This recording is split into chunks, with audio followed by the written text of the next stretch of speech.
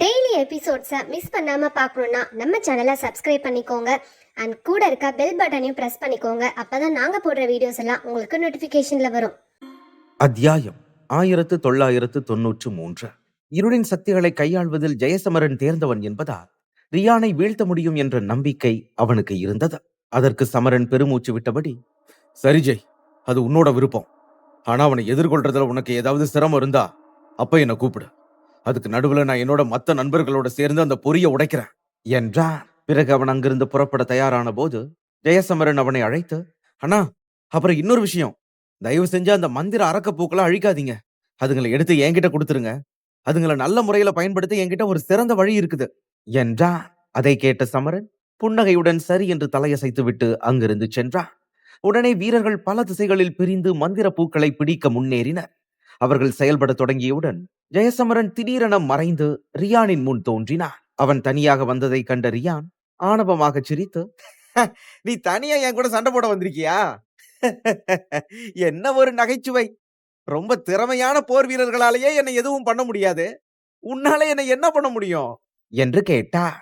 அதற்கு பதிலாக ஜெயசமரன் தனது உடமையிலிருந்து வெள்ளை ஒளியை எழுப்பி தன்னை சுற்றி பரப்பினார். பின்னர் அமைதியாக, கொஞ்சம் பொறு, என்னால என்ன பண்ண முடியும்னு இன்னும் கொஞ்ச நேரத்துல உனக்கே தெரியும் என்றார். பிறகு வெள்ளை ஒளி அவனை முழுவதும் மூடியதும் மந்திர வாசனை அவனை தொடவில்லை. அதே நேரத்தில் அந்த ஆபத்தான வாசனை வெள்ளை ஒளியை தொட்டவுடன் புகையாக கலைந்தது. இதை கண்ட ரியான் கோபமாக, இந்த பையனோட நம்பிக்கையை பாருங்க. டேய் தம்பி, உன்கிட்ட ஒரு பண்டைய கல் இருக்கிறதுனால என்னால உன்னை எதுவும் பண்ண முடியாதுன்னு நீ உண்மையிலேயே நினைக்கிறியா? எது எப்படியோ, உன்னாலதான் என்னோட எல்லா திட்டங்களும் பாழாச்சு. அதுக்காக நான் உனக்கு மரணத்தை விட ரொம்ப மோசமான ஒரு விதியை கொடுப்பேன். எல்லாத்துக்கும் மேல இந்த சமரன்னு பேர் வச்சிருக்கிற எல்லாரையும் நான் ரொம்ப வெறுக்கிறேன் என்றான். இதை அவன் சொன்ன உடனேயே தனது கை முத்திரையை மாற்றத் தொடங்கினான்.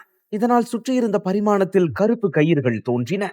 பிறகு விஷ பாம்புகளைப் போல அவை அசைந்து எல்லா திசைகளிலிருந்தும் ஜெயசமரனை நோக்கி விரைந்தன. அந்த தாக்குதலை கண்டவுடன் அவன் அமைதியாக கை முஷ்டிகளை இறுக்கி மின்னல் மன்னனின் மந்திர கோலை எடுத்தான். பின்னர் சுற்றி வந்த கயிறுகளை ஒன்றன் பின் ஒன்றாக தாக்கத் தொடங்கினான். மனிதர்களை எளிதாக சுருட்டிவிடும் அந்த கயிறுகள் மந்திர கோலின் ஒளியை தொட்டவுடன் உடைந்து சிதறின. இதை பார்த்த ரியானின் முகம் திடீரென நிறம் மாறி, இந்த சக்தி, ஒரு நிமிஷம், இது பண்டைய மின்னல் குறியீட்டோட சக்திகள் என்றா. அதை கவனித்த ஜெயசமரன் சிரித்தபடியே, சரியான பதில். ஆனா துரதிருஷ்டவசமா இந்த பதிலுக்கு என்னால உனக்கு எந்த வெகுமதியையும் கொடுக்க முடியாது என்றா. என்னை சமாளிக்க நீ ஏன் தனியா இங்க வந்தன்னு எனக்கு இப்பதான் புரியுது. உன்கிட்ட இவ்வளவு பெரிய சக்தி வாய்ந்த சக்திகள் இருக்குது, ஆனா உன்னோட உடல் சக்திகள் ரொம்ப பலவீனமா இருக்கிறதுனால உன்கிட்ட எவ்வளவு பெரிய புதையல்கள் இருந்தாலும் என்ன உன்னால தடுக்க முடியாது. ஏன்னா உண்மையான சக்திகளுக்கு முன்னாடி எந்த வெளிப்புற பொருளும் எந்த பயனும் தராது என்றான் ரியா. அதே நேரத்தில் அவன் உடலிலிருந்து ஆயிரக்கணக்கான அடி நீளமுள்ள ரெக்கைகள் முளைக்க தொடங்கின. அதனால் சுற்றியிருந்த இயற்கை சக்திகளில் விசித்திரமான அதிர்வு பரவியது. அதைத் தொடர்ந்து அவன் அருகே மிதந்து கொண்டிருந்த அரக்க வாசனை அவன் துண்டிக்கப்பட்ட தோளில் சேர்ந்து சில நொடிகளில் கருப்பு கையாக மாறியது. அந்த கை மர்மமான குறியீடுகளால் நிரம்பி மந்திர அரக்கப்பூவை நினைவூட்டியது. பிறகு அந்த ரெக்கைகள் வேகமாக அசைந்த போது அவன் உடலிலிருந்து வெளிப்படும் சக்தி கணிசமாக உயர்ந்தது. அதே சமயம் ஜெயசமரன் தனது பாதத்தை தரையில் மிதித்தான். உடனே அவன் முதுகிலிருந்து பச்சை நாக ரெக்கைகள் விரிந்தன. அதோடு அவன் உடலில் இருந்த நாகமுத்திரைகள் ஒளிர்ந்து அவன் சக்தியை அதிகரித்தன. அந்த சக்தி உயர்வுடன் அவன் உடலில் மங்கலான வானவில் ஒளி தோன்றியது. இந்த ஒளியை தொலைவில் இருந்த ஞானவேந்தன் பார்த்து ஆச்சரியத்துடன், இந்த விசித்திரமான சக்திகள், இது பண்டைய நாகசக்தி. அப்படின்னா இந்த பையன் நாகப்பிரிவோட பண்டைய நிலை அடைஞ்சிட்டானா என்று கேட்டார். அப்போது ஜெயசமரனின் உடல் முழுவதும் நூற்றுக்கணக்கான பச்சை நாகமுத்திரைகள் மெதுவாக ஒளிர்ந்தன. அந்த ஒளி பரவியவுடன் பண்டைய நாகசக்தி சுற்றியிருந்த பகுதி முழுவதும் அமைதியாக விரிந்தது. அதை கண்ட ஹீமவாகினி வீரர்கள் பலரும் அதிர்ச்சியுடன் அவனை நோக்கி திரும்பினர். அவர்களுடன் இருந்த ரியானும் ஆச்சரியமாக அவனை பார்த்தான். ஏனெனில் மனிதனாக இருந்தும் இவ்வளவு தூய நாகசக்தி அவனிடம் இருப்பதை அவனால் புரிந்து கொள்ள முடியவில்லை. இந்த பையன் உண்மையிலேயே ரொம்ப சுவாரஸ்யமானவன் தான். இவன்கிட்ட பண்டைய கல் குறியீடு மட்டும் இல்லாம பண்டைய நாகசக்திகளும் இருக்குது. ஆனா இன்னைக்கு அவன் என்ன தந்திரம் பண்ணாலும் அவனை நான் கொல்லாம விட மாட்டேன் என்றான். அந்த எண்ணத்துடன் ரியானின் கண்களில் தங்க ஒளி மின்னியது. அதோடு அவன் கருப்பு கைகளிலிருந்து மர்மமான சக்தி மெதுவாக வெளியேறத் தொடங்கியது. பிறகு அவன் எந்த கவலையுமின்றி ஜெயசமரன் முன் தோன்றினான். அப்போது அவன் விரலில் இருந்த கருப்பு வாசனை முள்ளாக மாறி வேகமாக ஜெயசமரனின் நெற்றியை நோக்கி பாய்ந்தது. அந்த கணத்தில் ஜெயசமரன் தனது இறக்கைகளை விரைவாக அசைத்து பின்வாங்கியதால் அவன் தாக்குதல் வெறுமனே காற்றை மட்டுமே கிழித்துச் சென்றது. உடனே மீண்டும் ரியான் தாக்க முயன்ற போது ஜெயசமரன் மின்னல் மன்னனின் கோலால் அந்த தாக்குதலை எதிர்கொண்டான். அதை பார்த்த ரியான் ஒரு மந்திர கருப்பு பூவை உருவாக்கி அந்த கோலின் வேகத்தை நிறுத்தினான். அப்போது அந்த பூவிலிருந்து ஒரு இதழ் மட்டும் பிரிந்து மின்னல் வேகத்தில் ஜெயசமரனை நோக்கி பாய்ந்தது. அதை கவனித்தவுடன் அவன் சற்று குனிந்ததால் அது தலைக்கு மேல் சென்று மறைந்தது. அவன் மீண்டும் தப்பித்ததை பார்த்த ரியான் புன்னகையுடன், உன்னோட உண்மையான திறமைகளை காட்டு சமரா, இல்லனா உன்னை மரணத்திலிருந்து யாராலையும் காப்பாற்ற முடியாது என்றான். பின்னர் அவன் கையை நீட்டியதும் கருப்பு வாசனை பல மந்திர அரக்க பூக்களாக மாறி சுற்றி வந்தது. அதை பார்த்த ஜெயசமரன் நாகசக்திகளை எழுப்பி கர்ஜித்தான். அப்போது அவன் உடலில் இருந்த 300 நாகமுத்திரைகளின் சக்தி ஊதா மற்றும் தங்க நிறமாக மாறி வலுப்பெற்றது. அதை உணர்ந்த ரியான், இப்போ கொஞ்சம் வேடிக்கையா இருக்கும் என்றான். பிறகு அடுத்த நொடியில் எண்ணற்ற மந்திர பேய் பூக்கள் அவனை சுற்றி உருவாகி ஜெயசமரனை நோக்கி வேகமாக நகரத் தொடங்கின. எல்லா திசைகளிலிருந்தும் தாக்குதல்கள் வந்தபோது ஜெயசமரன் அமைதியாக கண்களை மூடி தனது நாகசக்திகளை மின்னல் மன்னனின் கோலில் மெதுவாக நிரப்பினான். பிறகு சில நொடிகள் கழித்து கண்களை திறந்த அவன் வேகமாக முன்னேறினான். அப்போது அவன் எதிரே வந்த ஒவ்வொரு மந்திர பூவும் அவனது ஊதா மற்றும் தங்க நாக சக்தியால் ஒன்றன் பின் ஒன்றாக அழிக்கப்பட்டது. இதை பார்த்து கொண்டிருந்த ரியான் தனது இடத்தில் அசையாமல் நின்றான். ஆனால் பூக்கள் அனைத்தையும் அழித்துவிட்டு ஜெயசமரன் அவன் அருகே வந்தபோது அவன் கருப்பு கையை உயர்த்தி அந்த தாக்குதலை நேராக எதிர்கொண்டான். அந்த நேரத்தில் மின்னல் மன்னனின் கோலில் குவிந்திருந்த நாகசக்திகள் அவன் கையில் மோதிய போது ஒரு உரத்த சத்தம் ஒலித்தது. இருந்தாலும் ரியான் அசையவில்லை. அதே நேரத்தில் அவன் கருப்பு கையில் இருந்த மந்திர அரக்கப்பூவின் குறியீடுகள் மட்டும் முன்பை விட அதிகமாக துடித்தன. அதை பார்த்த ஜெயசமரனின் முகம் மாறியது. பிறகுதான் சமரன் ஏன் அவனை சமாளிக்க அவ்வளவு சிரமப்பட்டான் என்பது அவனுக்கு புரிந்தது. அடுத்த நொடியில் ரியான் தனது கையை அசைத்து ஊதா மற்றும் தங்க ஒளியை விரட்டும் ஆபத்தான சக்தி அலையை அனுப்பினான். அதனால் ஜெயசமரனின் நாகமுத்திரைகள் குறையத் தொடங்கின. அவன் பலவீனமடைந்த போது ரியானின் கண்கள் கொடிய நோக்கத்துடன் மின்னி கருப்பு கையால் அவன் ஒரு வலுவான தாக்குதலை மேற்கொண்டான். அதே நேரத்தில் மின்னல் கோலில் மின்னல்கள் தோன்றி ஜெயசமரனை பாதுகாத்தன. இருந்தாலும் சில தாக்குதல்கள் மின்னலை தாண்டி நேராக அவனை தாக்கின. அப்போது பண்டைய நிலையின் சக்தி மட்டும் இல்லையெனில் அவன் கடுமையாக காயமடைந்திருப்பான். இதற்கிடையில் சமரன் தலைமையிலான ஹீமவாகினி குழுக்கள் மலைகள் மேல் மிதந்த பூக்கள் அருகே சென்றன. பிறகு ஒவ்வொரு குழுவும் வெள்ளை துண்டுகளால் தங்களை பாதுகாத்துக் கொண்டு அரக்க பூக்களின் வாசனையிலிருந்து தப்பின. அந்த சமயத்தில் தூரத்தில் போராடி கொண்டிருந்த துருவனின் பார்வை ஜெயசமரனின் மீது விழுந்தது. அப்போது அவன் கவலையுடன், சமரா, உன்னோட நண்பனால இனி ரியானை சமாளிக்க முடியாது போல என்றான்.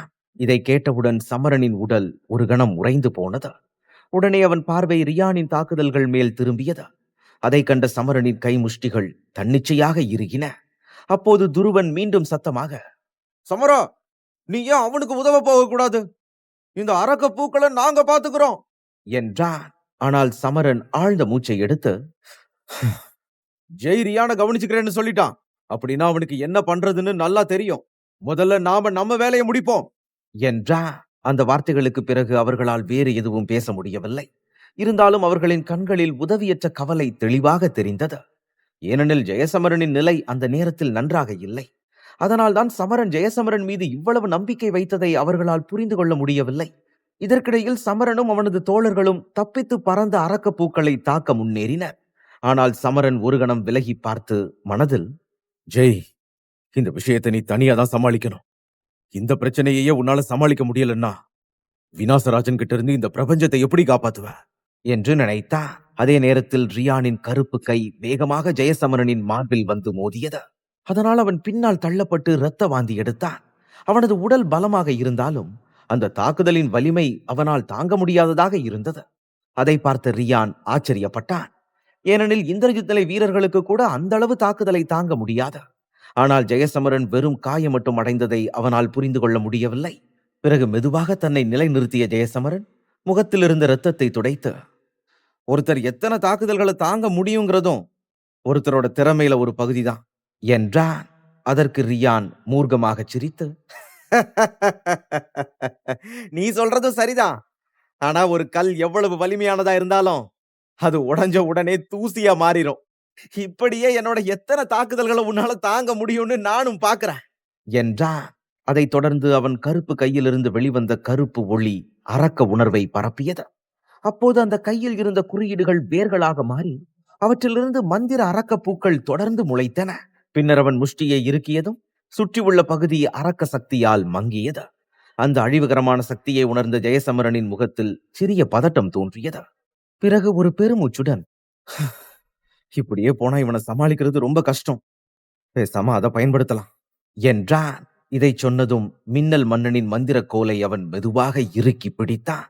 பின்னர் இரு கைகளாலும் ஒரு விசித்திரமான முத்திரையை உருவாக்கத் தொடங்கினான்.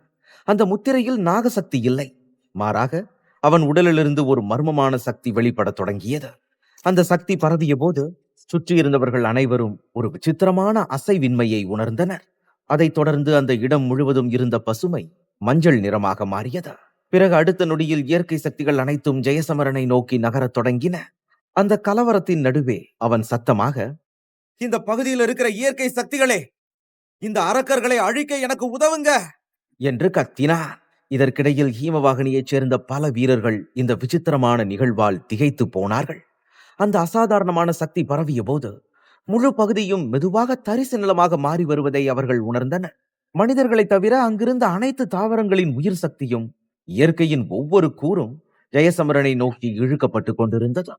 இவ்வளவு பெரும் சக்திகள் அவன் உடலுக்குள் நுழைவதை பார்த்த மக்கள் பதட்டமாக பெருமூச்சு விட்டனர். அந்த சக்திகள் அனைத்தும் ஒன்றாக திரண்டபோது ஜெயசமரனின் உடல் மெதுவாக விரிவடைந்து ஒரு கணத்தில் இரட்டிப்பு அளவாக உயர்ந்தது. பிறகு அவன் நிரப்பிய அந்த அளவில்லா சக்தியையும் அவன் உடல் எளிதாக ஏற்றுக்கொண்டது. அதை பார்க்கும்போது அவன் பண்டைய நிலையை அடைந்திருந்ததால் இன்னும் அதிகமான இயற்கை சக்திகளை அவனால் உறிஞ்ச முடிகிறது என்பது தெளிவாக தெரிந்தது. அதைத் தொடர்ந்து அவன் தலைமுடி காற்றில் அசைந்து கண்கள் ஊதா மற்றும் தங்க நாக ஒளியால் பிரகாசித்தன. அதே நேரத்தில் பண்டைய காற்றுப்போர் நுட்பத்தின் உண்மையான ஆழத்தை ஜெயசமரன் இப்போது புரிந்து கொள்ள தொடங்கினார். இதுவரை அந்த நுட்பம் பயன்படுத்தப்பட்ட போது நூற்றுக்கணக்கான கிலோமீட்டர் பரப்பளவில் இருந்த சக்திகள் மட்டுமே உறிஞ்சப்பட்டிருந்தது. ஆனால் இப்போது ஆயிரக்கணக்கான கிலோமீட்டர் பரப்புகள் ஒன்றாக இழுக்கப்பட்டதாக தோன்றியது. அது அவனது ஒரு பார்வையில் முழு பகுதியின் சக்தியும் அவனுக்குள் சென்றது போல இருந்தது. இதை கண்ட ரியானின் முகத்தில் இருந்த புன்னகை மெதுவாக மறைந்தது. ஏனெனில் ஜெயசமரனின் சக்தி எவ்வளவு உயர்ந்துள்ளது என்பதை அவன் உணர்ந்தான். இருந்தாலும் தன்னை அமைதிப்படுத்திக் கொண்டு, உன்னோட சக்திகள் அதிகமா இருந்தாலும் என்னோட இந்த தாக்குதல்களை உன்னால தாங்க முடியுமான்னு நான் பாக்குறேன் என்றான். இதை சொல்லிவிட்டு அவன் கை முஷ்டிகளை இறுக்கியதும் அவனது கருப்பு கைகளில் இருந்த பூக்கள் முழுமையாக மலர்ந்து அதிலிருந்து அசுர சக்தி வெளிப்பட்டது. அதே நேரத்தில் ஜெயசமரனின் உடலிலிருந்து நாகமுத்திரைகள் பெருகின. அதைத் தொடர்ந்து சில நொடிகளில் 800 நாகமுத்திரைகள் காற்றுப்போர் நுட்பத்தின் மூலம் செயல்படுத்தப்பட்டன. அந்த அளவில்லா சக்தியுடன் அவன் கண்ணிமைக்கும் நேரத்தில் மறைந்தான். பிறகு அடுத்த கணம் ரியானின் முன் ஜெயசமரன் தோன்றி ஒரு சக்தி வாய்ந்த குத்தை விட்டான். அதை பார்த்த ரியானும் அவனது அரக்க சக்தியை அதற்கு எதிரே செலுத்தினான். 2 தாக்குதல்களும் மோதிய போது அந்த பகுதி முழுவதும் அதிர்ந்தது. அதன் பின் ஜெயசமரனின் கைமுஷ்டி ரியானின் அரக்கப்பூ குறியீட்டை நேரடியாக தாக்கியது. அப்போது அதிலிருந்து பரவிய சக்தி அலை ஹீமவாகினி வீரர்களை பீதியடைய செய்தது. ஏனெனில் ஜெயசமரன் இவ்வளவு வலிமை கொண்டவன் என்று யாரும் எதிர்பார்க்கவில்லை. அப்போது திடீரென வெடிப்பு ஒன்று எழுந்து 2 நிழல்கள் எதிரெதிர் திசைகளில் தள்ளப்பட்டன. பிறகு சில நொடிகள் கழித்து அவர்கள் தங்களை நிலைநிறுத்தி கொண்டு ஒருவரை ஒருவர் பார்த்தனர். இந்த மோதலில் அவர்கள் இருவருமே காயமடைந்திருந்தனர். அதே நேரத்தில் ஜெயசமரன் தனது உடலுக்குள் ஒரு அரக்க சக்தி நுழைவதை உணர்ந்தார். ஆனால் உடனே தனது அழிவு சக்தியை பயன்படுத்தி அந்த அரக்க சக்தியை கட்டுப்படுத்தி அதை தன்னுடைய பலமாக மாற்றினான். பின்னர் ரியானை நிமிர்ந்து பார்த்தான். அப்போது அவனும் மிக மோசமான நிலையில் இருந்தான்.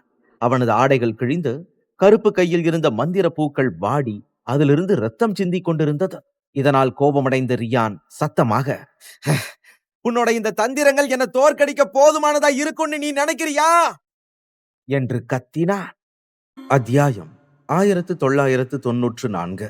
ரியான் கேட்ட கேள்விக்கு ஜெயசமரன் புன்னகையுடன், நீ இதை விட ரொம்ப வலிமையானவன்னு நான் நினைச்சேன். ஆனா அது தப்புன்னு எனக்கு இப்ப தோணுது. நான் முதல்ல இருந்தே உன்னை தோக்கடிக்கணும்னு நினைக்கல. சமரன் அண்ணாவும் மத்த வீரர்களும் உன்னோட அந்த பொறியை அழிக்கிற வரைக்கும் உன்னை திசை திருப்பணும்னு தான் நான் உன் கூட விளையாடிட்டு இருந்தேன். இங்க வேலை முடிஞ்சதுக்கு அப்புறம் உன்னை ரொம்ப பொறுமையா கொல்லலான்னு நினைச்ச ரியான் என்றான். இதை கேட்ட ரியான் வெறித்தனமாக சுற்றி பார்த்தான். அங்கே ஹீமவாகினி வீரர்கள் ஏற்கனவே 70 மந்திர அரக்கப்பூக்களையும் அழித்து விட்டார்கள் என்பதும் அவனது பொறி முழுமையாக அழியும் தருவாயில் இருப்பதும் அவனுக்கு தெளிவாக தெரிந்தது. அவர்கள் அதில் வெற்றி பெற்றால் மந்திர வாசனை மறைந்து குழப்பமடைந்திருந்த வீரர்கள் குணமடைவார்கள். அப்பொழுது ஹீமவாகினி வீரர்கள் தன்னை உயிருடன் விடமாட்டார்கள் என்பதும், இருளின் மன்னர்களும் இந்த தோல்வியை ஏற்க மாட்டார்கள் என்பதும் அவனுக்கு புரிந்தது. இந்த உணர்வுடன் ஜெயசமரன் தன்னை முற்றிலும் சிக்க வைத்து விட்டான் என்ற உண்மை அவனை உள்ளுக்குள் கலங்கச் செய்தது.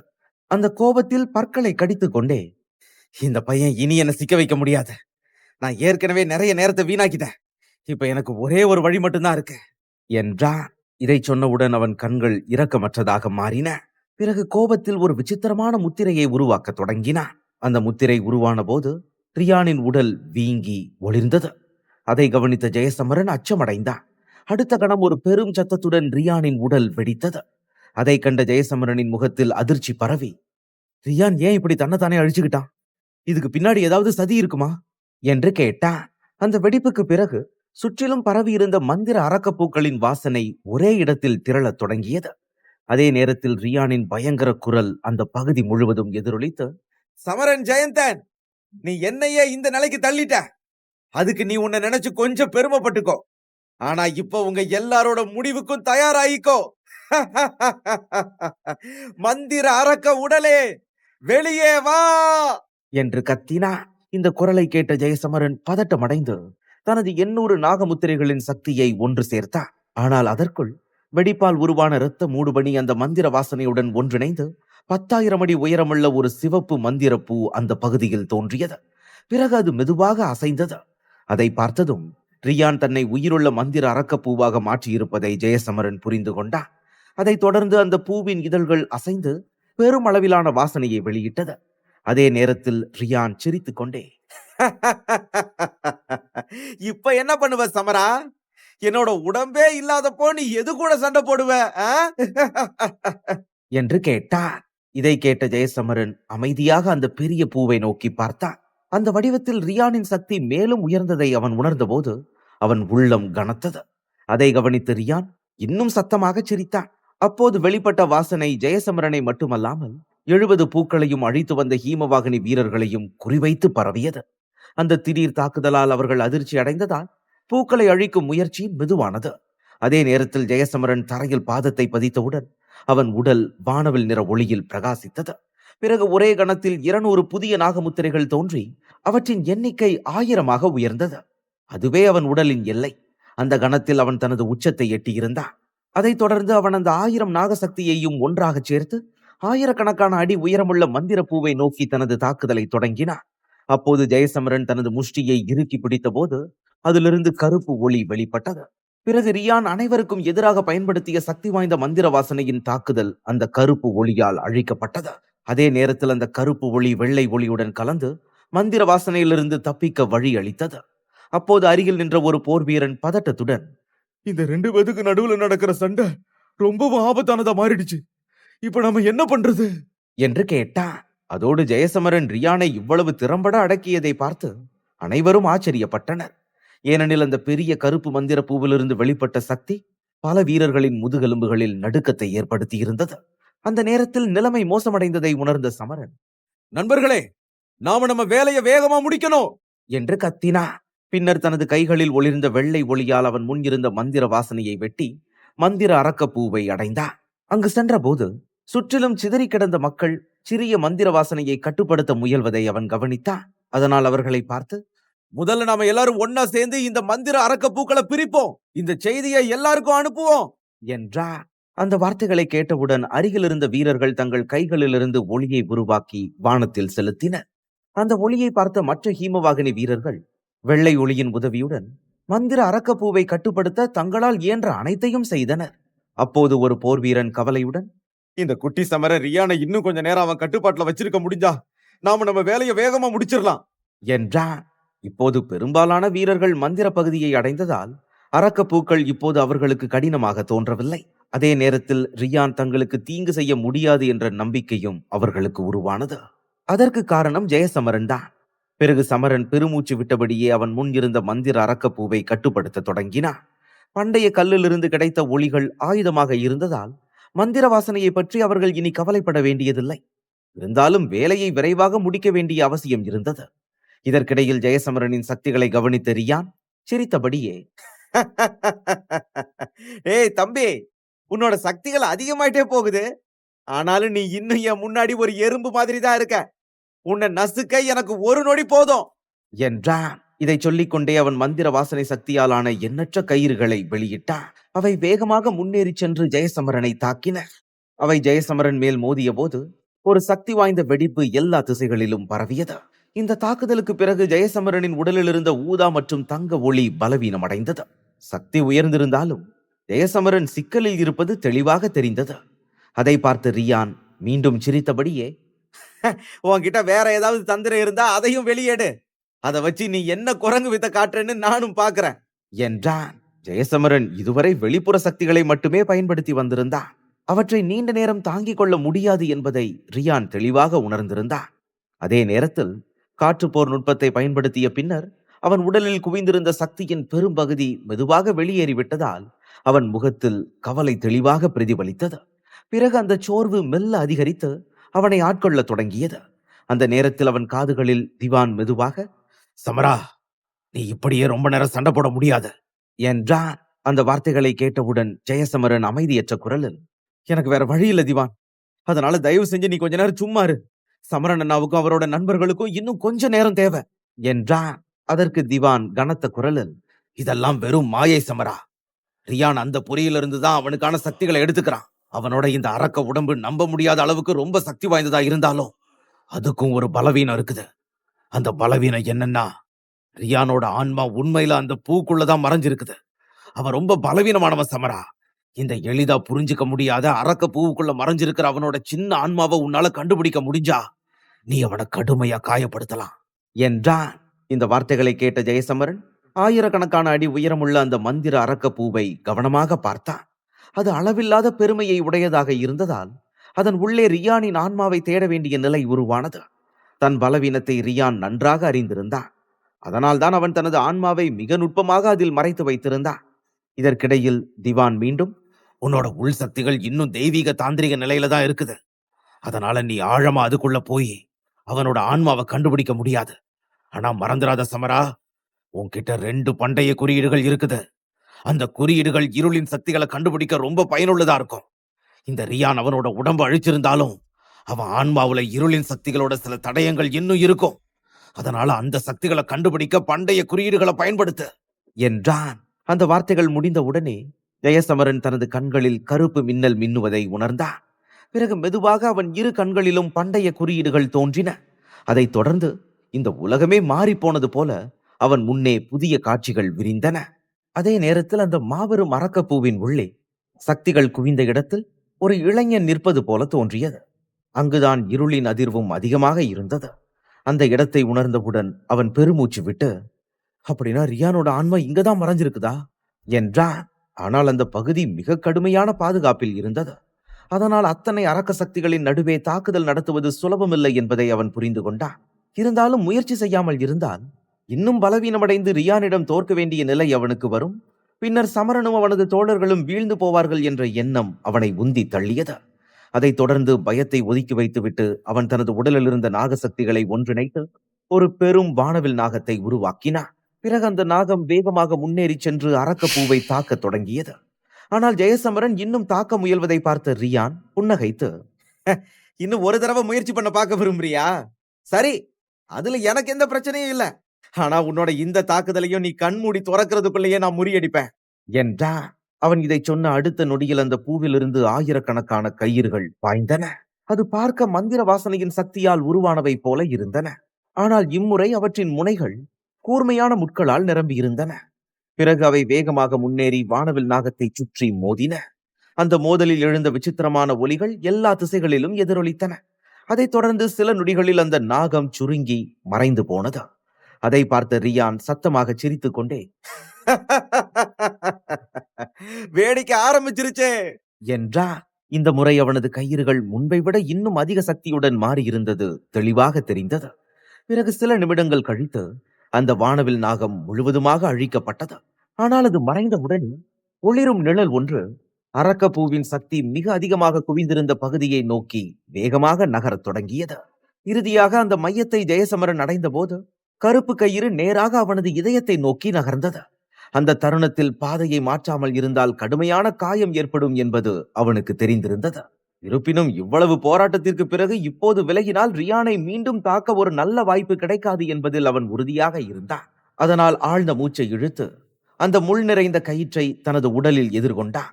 உடனே அவன் உடலிலிருந்து ரத்தம் வெள்ளமாக பீரிட்டது. ஆனால் அவனது கண்களில் இருந்தது வலி அல்ல, பைத்தியக்காரத்தனமான தீர்மானம். பிறகு கடைசி நேரத்தில் உடலை சற்று திருப்பியதால் அந்த கயிறு அவன் மார்பை தவிர்த்து தோள்பட்டை வழியாக சென்றது. இருந்தாலும் கடுமையான வலியால் அவனது உடல் நடுங்கியது. அதே நேரத்தில் அந்த முள் அவனது தோளில் ஊன்றியபடியே இருந்தது. அதை கண்டு அவன் சத்தமாக அலறியபடியே அந்த முள்ளை வெளியே இழுத்தான். அந்த காயங்களுடன் கூட அவன் முன்னேறி வருவது ரியானை வெளிரி போகச் செய்தது. ஏனெனில் இவ்வளவு ஆபத்தான தாக்குதலை வலியை பொருட்படுத்தாமல் எதிர்கொள்வான் என அவன் நினைத்ததே இல்லை. பிறகு அவன் அருகில் வருவதை பார்த்த ரியான் பீதியுடன், சமரா, நீ என்னோட ஆன்மாவை கண்டுபிடிச்சதுனால மட்டும் உன்னால என்ன பண்ண முடியும்? என்னோட பாதுகாப்புகளை உன்னால உடைக்க முடியுமா என்று கேட்டான். ஏற்கனவே ஜெயசமரன் பலம் இழந்து காயங்களால் சோர்ந்திருந்தான். அந்த நிலையில் அவனால் தனது வலிமையான பாதுகாப்பை உடைக்க முடியுமா என்று ரியான் நம்பியிருந்தான். அதே நேரத்தில் தனக்கு முன்னால் 8 கருப்பு இதழ்களை அவன் உருவாக்கினான். அவற்றிலிருந்து அரச சக்தி அடர்ந்த இருளை போல பரவி அவனை சுற்றி பாதுகாப்பாக மூடியது. இதை கண்ட ஹீமவாகினி வீரர்களின் முகங்களில் கவலை அதிகரித்தது. ஏனெனில் அடுத்த தாக்குதல் தோல்வியடைந்தால் ஜெயசமரன் மீதமுள்ள சக்தியையும் இழந்து விடுவான் என்பது அவர்களுக்கு தெளிவாக தெரிந்தது. அப்படி நடந்தால் ரியான் அந்த பொறியை மீண்டும் பலப்படுத்தி விடுவான் என்பதால் வெற்றியும் தோல்வியும் இந்த ஒரே முயற்சியிலேயே தீர்மானிக்கப்படும் நிலை உருவானது. அந்த அமைதியான நொடியில் ஜெயசமரன் முன்னே பார்த்தான். அப்போது அவன் கண்களில் ஒரு விசித்திரமான ஒளி மெதுவாக மிளிர்ந்தது. பிறகு உடனே அவனது இரு கைகளிலிருந்தும் கருப்பு மின்னல் பாய்ந்தது. அது 2 பண்டைய குறியீடுகளின் சக்தியால் உருவானதாக இருந்தது. அதைத் தொடர்ந்து அவன் கைகள் கருமையாக ஒளிர அந்த ஒளிக்குள் மின்னல் வெடித்தது. அடுத்த கணத்தில் அவன் தனது கை முஷ்டிகளை இறுக்கி பிடித்து, பண்டைய குறியீடுகளின் கைகளே, எனக்கு உதவுங்க என்று கத்தினான். அதன் பின் அந்த கருப்பு மின்னல் முன்னேறி முதலில் அரக்க சக்திகளை துளைத்தது. பின்னர் ரியானின் இதழ் போன்ற பாதுகாப்பில் மோதியது. அந்த தாக்கத்தின் போது அங்கே வெள்ளை புகை எழுந்தது. இந்திரஜித்தின் தாக்குதல்களையும் தாங்கியிருந்த அந்த இதழ்கள் இப்போது மெதுவாக உருகத் தொடங்கின. அதே சமயம் ரியான் திடீரென கை முத்திரையை மாற்றினான். அதனால் மந்திர அரக்கப்பூ அசைந்தது. உடனே எண்ணற்ற கருப்பு முட்கள் நிறைந்த கயிறுகள் ஜெயசமரனை நோக்கி பாய்ந்தன. அவற்றை தடுக்க அவன் பல முயற்சிகள் செய்தாலும் அவனால் அதை முழுவதும் தடுக்க முடியவில்லை. கயிறுகள் நெருங்கிய போது ஜெயசமரன் தனது உடலை வானவில் ஒளியால் நிரப்பினான். அந்த ஒளி அவன் பலத்தை உயர்த்தியது. அதனால் பல கயிறுகள் அவனை தொட்டவுடனே உடைந்து விழுந்தன. இருந்தாலும் சில முட்கள் அவன் உடலில் ஊன்றியதால் வலி அதிகரித்தது. ஆனால் அவன் கண்களில் இருந்த உறுதி மட்டும் மாறாமல் இருந்தது. உயிருக்கு ஆபத்தான இடங்களில் காயம் ஏற்படவில்லை என்பதால் அவன் நிற்காமல் முன்னேறினான். ஜெயசமரனின் இந்த வெறித்தனமான முன்னேற்றம் ரியானின் பீதியை மேலும் அதிகரித்தது. அந்த பீதியை கவனித்த ஜெயசமரன், யாரு கடைசி வரைக்கும் நீடிப்போம்னு பார்க்கலாம் ரியான் என்று கத்தினான். அத்தியாயம் 1995. யாரு கடைசி வரைக்கும் நீடிப்போம்னு பாப்போம் ரியான் என்று கத்தினான். இதை சொன்னதும் ஜெயசமரனின் கைகளில் இருந்த 2 பண்டைய குறியீடுகள் மெதுவாகவும் தீவிரமாகவும் ஒளிரத் தொடங்கின. அப்போது அவற்றிலிருந்து வெளியான ஒளி ஜெயசமரனின் உடலுக்குள் பாய்ந்து அவன் கொண்டிருந்த சக்தியின் ஒவ்வொரு துளியையும் ஒன்றாக சேர்த்தது. இந்த தாக்குதலுக்காக தன் உடலில் இருக்கும் எல்லா சக்தியையும் பயன்படுத்த வேண்டும் என்ற முடிவை அவன் ஏற்கனவே எடுத்திருந்தான். பிறகு சில நொடிகள் கழித்து முழு சக்தியால் நிரம்பிய கருப்பு மின்னல் மந்திர அரக்கப்பூவை தாக்கியது. அது ஒரே கணத்தில் சிதறி மறைந்தது. அதே நேரத்தில் ரியானின் வலிமிகுந்த அலறல் காற்றை நிரப்பியது. ஏனெனில் பண்டைய குறியீடுகளின் அந்த பேராற்றலுக்கு எதிராக அவனால் எதையும் செய்ய முடியவில்லை. அதைத் தொடர்ந்து மந்திரப்பூ முழுவதும் விரிசல்கள் ஏற்பட்டு வாடி போனது. பின்னர் ஆயிரக்கணக்கான அடி உயரம் கொண்ட அந்த உருவம் அனைவரின் கண் முன்னே மெதுவாக மறைந்தது. அதன் பின் ரியானின் ஆன்மா அதிலிருந்து வெளிப்பட்டது. இந்த நேரத்தில் அது மிகவும் பலவீனமாகவும் அதிர்ச்சி அடைந்தும் இருந்தது. அதோடு அவனது மார்பில் ஒரு விசித்திரமான குழி தோன்றியிருந்தது. இருந்தாலும் அவன் உயிர் முழுமையாக அணைந்து விடவில்லை. அதே வேளையில் ஜெயசமரனின் உடலிலும் பல ஆழமான காயங்கள் ஏற்பட்டு அவற்றிலிருந்து இரத்தம் தொடர்ந்து வழிந்து கொண்டிருந்தது. ஆனால் அவன் இப்படி பிழைத்திருப்பதை ரியானால் நம்ப முடியவில்லை. அதை பார்த்த ஜெயசமரன் வெறித்தனமான சிரிப்புடன், நம்ம 2 பேருக்கு நடுவுல இனி எவ்வளவு மோதல் வந்தாலும் அதுல கடைசி வரைக்கும் தாக்கு பிடிக்க போறது நான் தான் என்றான். அதை கேட்ட ரியான் கோபத்திலும் குழப்பத்திலும், உனக்கு என்ன பைத்தியமா? உன்னோட உயிரை பத்தி உனக்கு கொஞ்சம் கூட கவலையே இல்லையாடா பைத்தியக்காரா என்று கத்தினான். அதற்கு ஜெயசமரன் சிரித்தபடியே, நான் என்ன பண்ண முடியும் நண்பா? இந்த வாழ்க்கையில பைத்தியக்காரத்தனமும் கொஞ்சம் வேணும்ல என்றான். அந்த பதில் ரியானின் முகத்தை இன்னும் சுருங்கச் செய்தது. பிறகு உடனே கடைசி தாக்குதலுக்கு அவன் தயாரானான். ஏனெனில் இனி ஜெயசமரனை வீழ்த்த ஒரே அடி போதுமானது என்ற எண்ணம் அவனுக்குள் தோன்றியது. ஆனால் அப்போது திடீரென சுற்றிலும் இருந்த 70 மந்திர பூக்களிலிருந்து ஒளி எழுந்தது. அதைத் தொடர்ந்து அவை ஒன்றன் பின் ஒன்றாக மறைந்தன. அவற்றுடன் பரவியிருந்த மந்திர வாசனையும் வேகமாக குறைந்தது.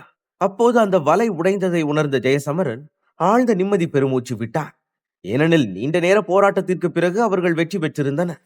இதற்கிடையில் பலவீனமடைந்த ரியான் கோபத்துடனும் அவசரத்துடனும் வேகமாக முன்னேறினான். குறைந்தபட்சம் ஜெயசமரனை அழிக்க வேண்டும் என்ற எண்ணமே அவனை முன்னால் நகர்த்தியது. ஆனால் அந்த நேரத்தில் அங்கே ஒரு பலத்த காற்று வீசியது. அதைத் தொடர்ந்து ஜெயசமரனுக்கு முன்னால் ஒரு உருவம் தோன்றியது. பிறகு அந்த உருவம் கையை நீட்டி தனது உள்சக்தியின் தாக்குதலை விடுத்ததும் ரியான் அங்கிருந்து வெகு தூரம் தூக்கி எறியப்பட்டான். அப்போது அந்த உருவம் கனத்த குரலில், நான் இங்க இருக்கும்போது என் தம்பியை கொல்ல பாக்குறியா? ஆமா, தெரியாம கேக்குறேன். நீ அவனை கொல்றத நான் வேடிக்கை பார்த்துட்டு இருப்பேன்னு நினைச்சியா? உன்னை உரு தெரியாம அழிச்சிரு வேண்டாம் முட்டாள் என்றது. தாக்குதலால் காயமடைந்த ரியானின் ஆன்மா தரையில் துடித்துக் கொண்டிருந்தது. ஆனால் பண்டைய நிலையின் உதவியால் இன்னும் உயிருடன் இருந்த ஜெயசமரன் பெருமூச்சுடன், அண்ணா, நீங்க சரியான நேரத்துக்கு வந்தீங்க. இல்லனா உங்க தம்பி அவன் கொன்றுப்பான் என்று சிரித்தான். அதை கேட்ட சமரன் சிரித்துக் கொண்டே திரும்பி ரியானை பார்த்தான். அந்த நேரத்தில் மீதமிருந்த அரக்க சக்திகள் அவன் ஆன்மாவை விட்டு வெளியேற தொடங்கியதை கவனித்தான். அதை பார்க்கும்போது அது தப்பிக்க முயற்சி செய்கிறது என்பது தெளிவாக தெரிந்தது. பிறகு அவன் தலையை மெதுவாக ஆட்டியபடியே, டேய், நீ உண்மையிலேயே என்கிட்ட இருந்து தப்பிச்சு போக முடியும்னு நினைக்கிறியா? என்னோட ஒரு முகத்தை தானே நீ இது வரைக்கும் பார்த்திருக்க. இப்போ இன்னொரு முகத்தை பாக்குறியா என்று கேட்டா. பின்னர் சமரன் கையை அசைத்தவுடன் நூற்றுக்கணக்கான ஒளிகள் ரியானை நோக்கி பாய்ந்து அவனை சுற்றி ஒரு சிறையை உருவாக்கின. அந்த சிறையை பார்த்த ரியான் தப்பிக்க தீவிரமாக முயன்றான். ஆனால் அவனால் அது முடியவில்லை. அதே நேரத்தில் சில நிமிடங்களுக்கு முன்பு வரை மந்திர அரக்கப்பூக்களை தடுக்க போராடிய சக்தி வாய்ந்த வீரர்கள் அனைவரும் இப்போது அவனை சுற்றி நின்று கொண்டிருந்தனர். ரியானின் தற்போதைய நிலையில் அவர்களிடமிருந்தும் அவனால் தப்பிக்க முடியாது என்பது தெளிவாக தெரிந்தது. பின்னர் சமரன் ரியானை பார்த்து, முதல்ல இவனை தூக்கிட்டு போய் சிறையில் அடைங்க, அதுக்கப்புறம் இவனை எப்படி முழுசா அழிக்கிறதுன்னு கண்டுபிடிப்போம் என்றார். அவனது வார்த்தைகளை கேட்ட வீரர்கள் உடனே அதற்கு ஒப்புக்கொண்டனர். பிறகு அவர்கள் மற்ற வீரர்களுடன் சேர்ந்து ரியானை அங்கிருந்து அழைத்துச் சென்று சிறைச்சாலையில் அடைத்தனர். அதைத் தொடர்ந்து அந்த சிறைச்சாலை வீரர்களின் சொந்த சக்தியால் நிரப்பப்பட்டு மூடப்பட்டது. இதனால் ரியான் குணமடைந்த பிறகும் அங்கிருந்து தப்பிக்க முடியாது. தனது வார்த்தைகளை முடித்த சமரன் ஜெயசமரனை பார்த்து, என்ன விஷயம் ஜெய்? கொஞ்ச நாள்லயே நீ இவ்வளவு சக்தி வாய்ந்தவனா மாறிட்ட. இதை வச்சு பார்த்தா அக்னி சரிதாவோட அடுத்த மாவீரனா நீதான் இருப்ப போல என்று கேட்டா. இதை கேட்டு ஜெயசமரன் சிரித்துக் கொண்டே, அண்ணா, இதுக்கு எனக்கு என்ன சொல்றதுனே தெரியல. நீங்க என்னை விட அனுபவம் வாய்ந்தவராகவும் சக்தி வாய்ந்தவராகவும் இருக்கலாம். ஆனா இந்த அரக்கணுங்களையும் அவங்களோட இருள் சக்திகளையும் என்னை விட வேற யாராலையும் சிறப்பா கையாள முடியாது என்று சிரித்தான். சமரனும் அவனது வார்த்தைகளை கேட்டு சிரித்தான். அதே நேரத்தில் எந்த ஆட்சேபனையும் காட்டப்படவில்லை. ஏனெனில் ஜெயசமரன் இருளின் சக்திகளை கையாள்வதில் திறமையானவனாக மாறியிருப்பது தெளிவாக தெரிந்தது. மேலும் அவன் சிரிப்பை தொடர்ந்தபடி ஜெயசமரனை பார்த்து, உண்மையிலேயே இப்ப என்னோட தம்பி வளர்ந்துட்டான். உண்மையை சொன்னா இதை பார்க்கும் போதே எனக்கு ரொம்ப சந்தோஷமா இருக்கு ஜெய். அதை என்னால வார்த்தைகளால வெளிப்படுத்த முடியல. ஆனா இந்த போர் இன்னும் முடியல. இந்த இருளின் மன்னர்கள் தப்பிக்க முடியாதபடி நாம வேகமா நம்மளை சுத்தி ஒரு கவசத்தை உருவாக்கணும் என்றார். அந்த நேரத்தில் ஞானவேந்தனும் ஹீமவாகினியைச் சேர்ந்த மற்ற பெரியவர்களும் இருளின் மன்னர்களுக்கு எதிராக தொடர்ந்து போராடி கொண்டிருந்தது தெளிவாக தெரிந்தது. ஏனெனில் அந்த இருளின் மன்னர்களை ஒன்றாக அழிக்கும் வாய்ப்பு அவர்களுக்கு இன்னும் கிடைக்கவில்லை. ஆனால் இப்போது சமரனும் மற்ற வீரர்களும் ஒன்றிணைந்து ஒரு கவசத்தை அமைத்தால் அந்த இருளின் மன்னர்கள் இனி சிக்கலில் சிக்குவார்கள் என்று தோன்றியது. அந்த வார்த்தைகளை கேட்ட ஜெயசமரன் வானத்தில் நடந்து கொண்டிருந்த 2 போர்களையும் பார்த்து, அதுக்கு எந்த தேவையும் இருக்காதண்ணா. அந்த 2 இருளின் மன்னர்களும் இப்போ நிலைமை மோசமாயிருச்சுன்னு உணர்ந்துட்டாங்க. அதனால அவங்க இனி இந்த போர்ல ஈடுபட மாட்டாங்க என்றான். அதை கேட்ட சமரன் தலையை மெதுவாக ஆட்டினான். அதே நேரத்தில் வானத்தில் நடந்த போராட்டங்கள் முடிவிற்கு நகர்வதை அவன் கவனித்தான். பிறகு சில நொடிகள் கழித்து அந்த 2 இருளின் மன்னர்களின் நிழல்கள் திடீரென அவர்களுக்கு பின்னால் தோன்றின. இப்போது மந்திர பூக்களின் பொறி தோல்வியடைந்ததோடு ரியானும் பிடிபட்டிருந்தான். மேலும் சமரனும் மற்ற வீரர்களும் அவர்களை தாக்க தயாராக நின்றிருந்தனர்.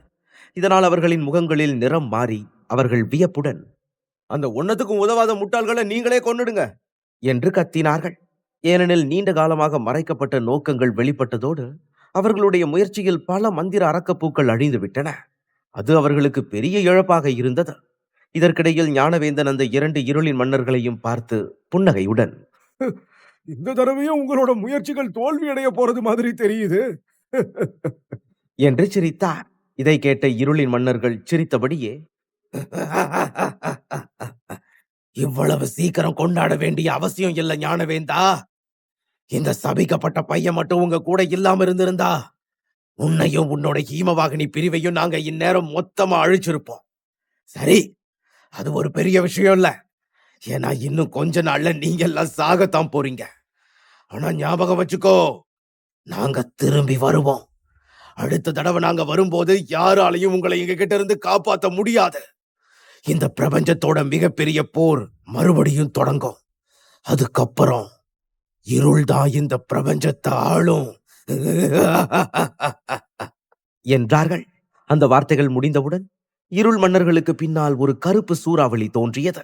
பிறகு ஒரு நொடியில் அவர்களின் உடல்கள் அங்கிருந்து மறைந்து விட்டன. ஆனால் அவர்களின் சிரிப்பு சத்தம் மட்டும் அந்த பகுதி முழுவதும் எதிரொலித்துக் கொண்டே இருந்தது. ஜெயசமரன் அவர்கள் மறைந்த இடத்தை நோக்கி நீண்ட நேரம் பார்த்து கொண்டிருந்தான். அப்போது அவனது கை முஷ்டிகள் தானாக இறுகின. ஏனெனில் கருங்கோன் சேனை குழுவின் சக்திகள் இணையற்றவை என்பதையும், இன்று வரை அவர்கள் இதுபோல எத்தனை குழுக்களை தாக்கி இருக்கலாம் என்பதையும் எண்ணிய போது அவன் மனதில் கலக்கம் எழுந்தது. அதே நேரத்தில் அவர்கள் எவ்வளவு எளிதாக வெளியேறினார்கள் என்பதும் அவனை சிந்திக்க வைத்தது. அந்த சிந்தனையிலேயே அவன் தனது உள்ளத்தில் மெதுவாக, அப்படின்னா உண்மையிலேயே இந்த பிரபஞ்சத்தோட மிகப்பெரிய போர் மறுபடியும் நடக்கப் போகுதா என்று கேட்டார். ஆனால் மற்றவர்களின் முகங்களில் கவலை எதுவும் காணப்படவில்லை. ஏனெனில் 2 இருள் மன்னர்களின் வெளியேற்றத்துடன் ஹீமவாகினி ஆட்கள் மீதிருந்த அச்சுறுத்தல் தற்காலிகமாக நீங்கி இருந்தது. இருப்பினும் அந்த சம்பவம் பரவலான பரபரப்பை ஏற்படுத்தியது. அதன்பின் ஹீமவாகினி ஆட்கள் தங்கள் கண்காணிப்பை தீவிரப்படுத்தினர். பல குழுக்கள் உருவாக்கப்பட்டு ஒவ்வொன்றும் 500 மீட்டர் சுற்றளவில் பகுதியை ரோந்து சென்றன. தீய சக்தியின் சிறிய தடயம் காணப்பட்டாலும் அனைத்து வீரர்களும் ஒன்றிணைந்து அதை அழிக்க தயார் நிலையில் இருந்தனர். பிறகு சில நாட்கள் கழித்து யாதவ் குகையில் இருந்த சக்தி வாய்ந்த வீரர்கள் அனைவரும் விழித்தெழுந்தனர். அப்போது தங்கள் மீது ஏற்பட்டிருந்த ஆபத்தான நிலையை உணர்ந்தபோது அதிர்ச்சியும் பயமும் அவர்களின் முகங்களில் வெளிப்பட்டது. ஜெயசமரன் அங்கு அழைக்கப்படவில்லை என்றால் அவர்களை மரணத்திலிருந்து யாராலும் காப்பாற்றி இருக்க முடியாது என்ற உண்மையும் அவர்களுக்கு தெளிவாக தெரிந்தது. அதே நேரத்தில் ரியானின் செயலை கேள்விப்பட்ட ஹீமவாகினியின் வலிமையான வீரர்கள் கோபமடைந்தனர். அதனால் ரியானின் முடிவு நிச்சயமாக நல்லதாக இருக்காது என்பதை அனைவரும் உணர்ந்தனர். இப்போது சிறையில் அடைக்கப்பட்டிருந்த அவன் கடுமையாக காயமடைந்திருந்ததால் எதையும் செய்ய முடியாத நிலையில் இருந்தான். மறுபுறம் ஜெயசமரனுக்கான நன்றி உணர்வு அனைவரின் அணுகுமுறையிலும் வெளிப்பட்டது. அதை அவன் தெளிவாக உணர்ந்தான். அதே நேரத்தில் அவன் ஓய்வெடுத்து தனது காயங்களை மெதுவாக குணப்படுத்தி கொண்டிருந்தான். காலம் நகர்ந்தபோது ஹீமவாகினியின் வீரர்கள் திரும்பி வந்ததால் குழுவின் வலிமை மேலும் அதிகரித்தது. முன்னால் ஏற்பட்ட சிரமங்களுக்கு காரணமாக இருந்தது வலிமையான வீரர்கள் யாதவ் குகைக்குள் பயிற்சிக்கு சென்று வெளியே வர முடியாத நிலையே. அதோடு ரியான் போன்ற துரோகியின் செயல் காரணமாக இருளின் அடிமைகள் அந்த வாய்ப்பை பயன்படுத்தி கொண்டனர். ஆனால் இனி அத்தகைய தவறு மீண்டும் நிகழாது என்ற உறுதி உருவானது.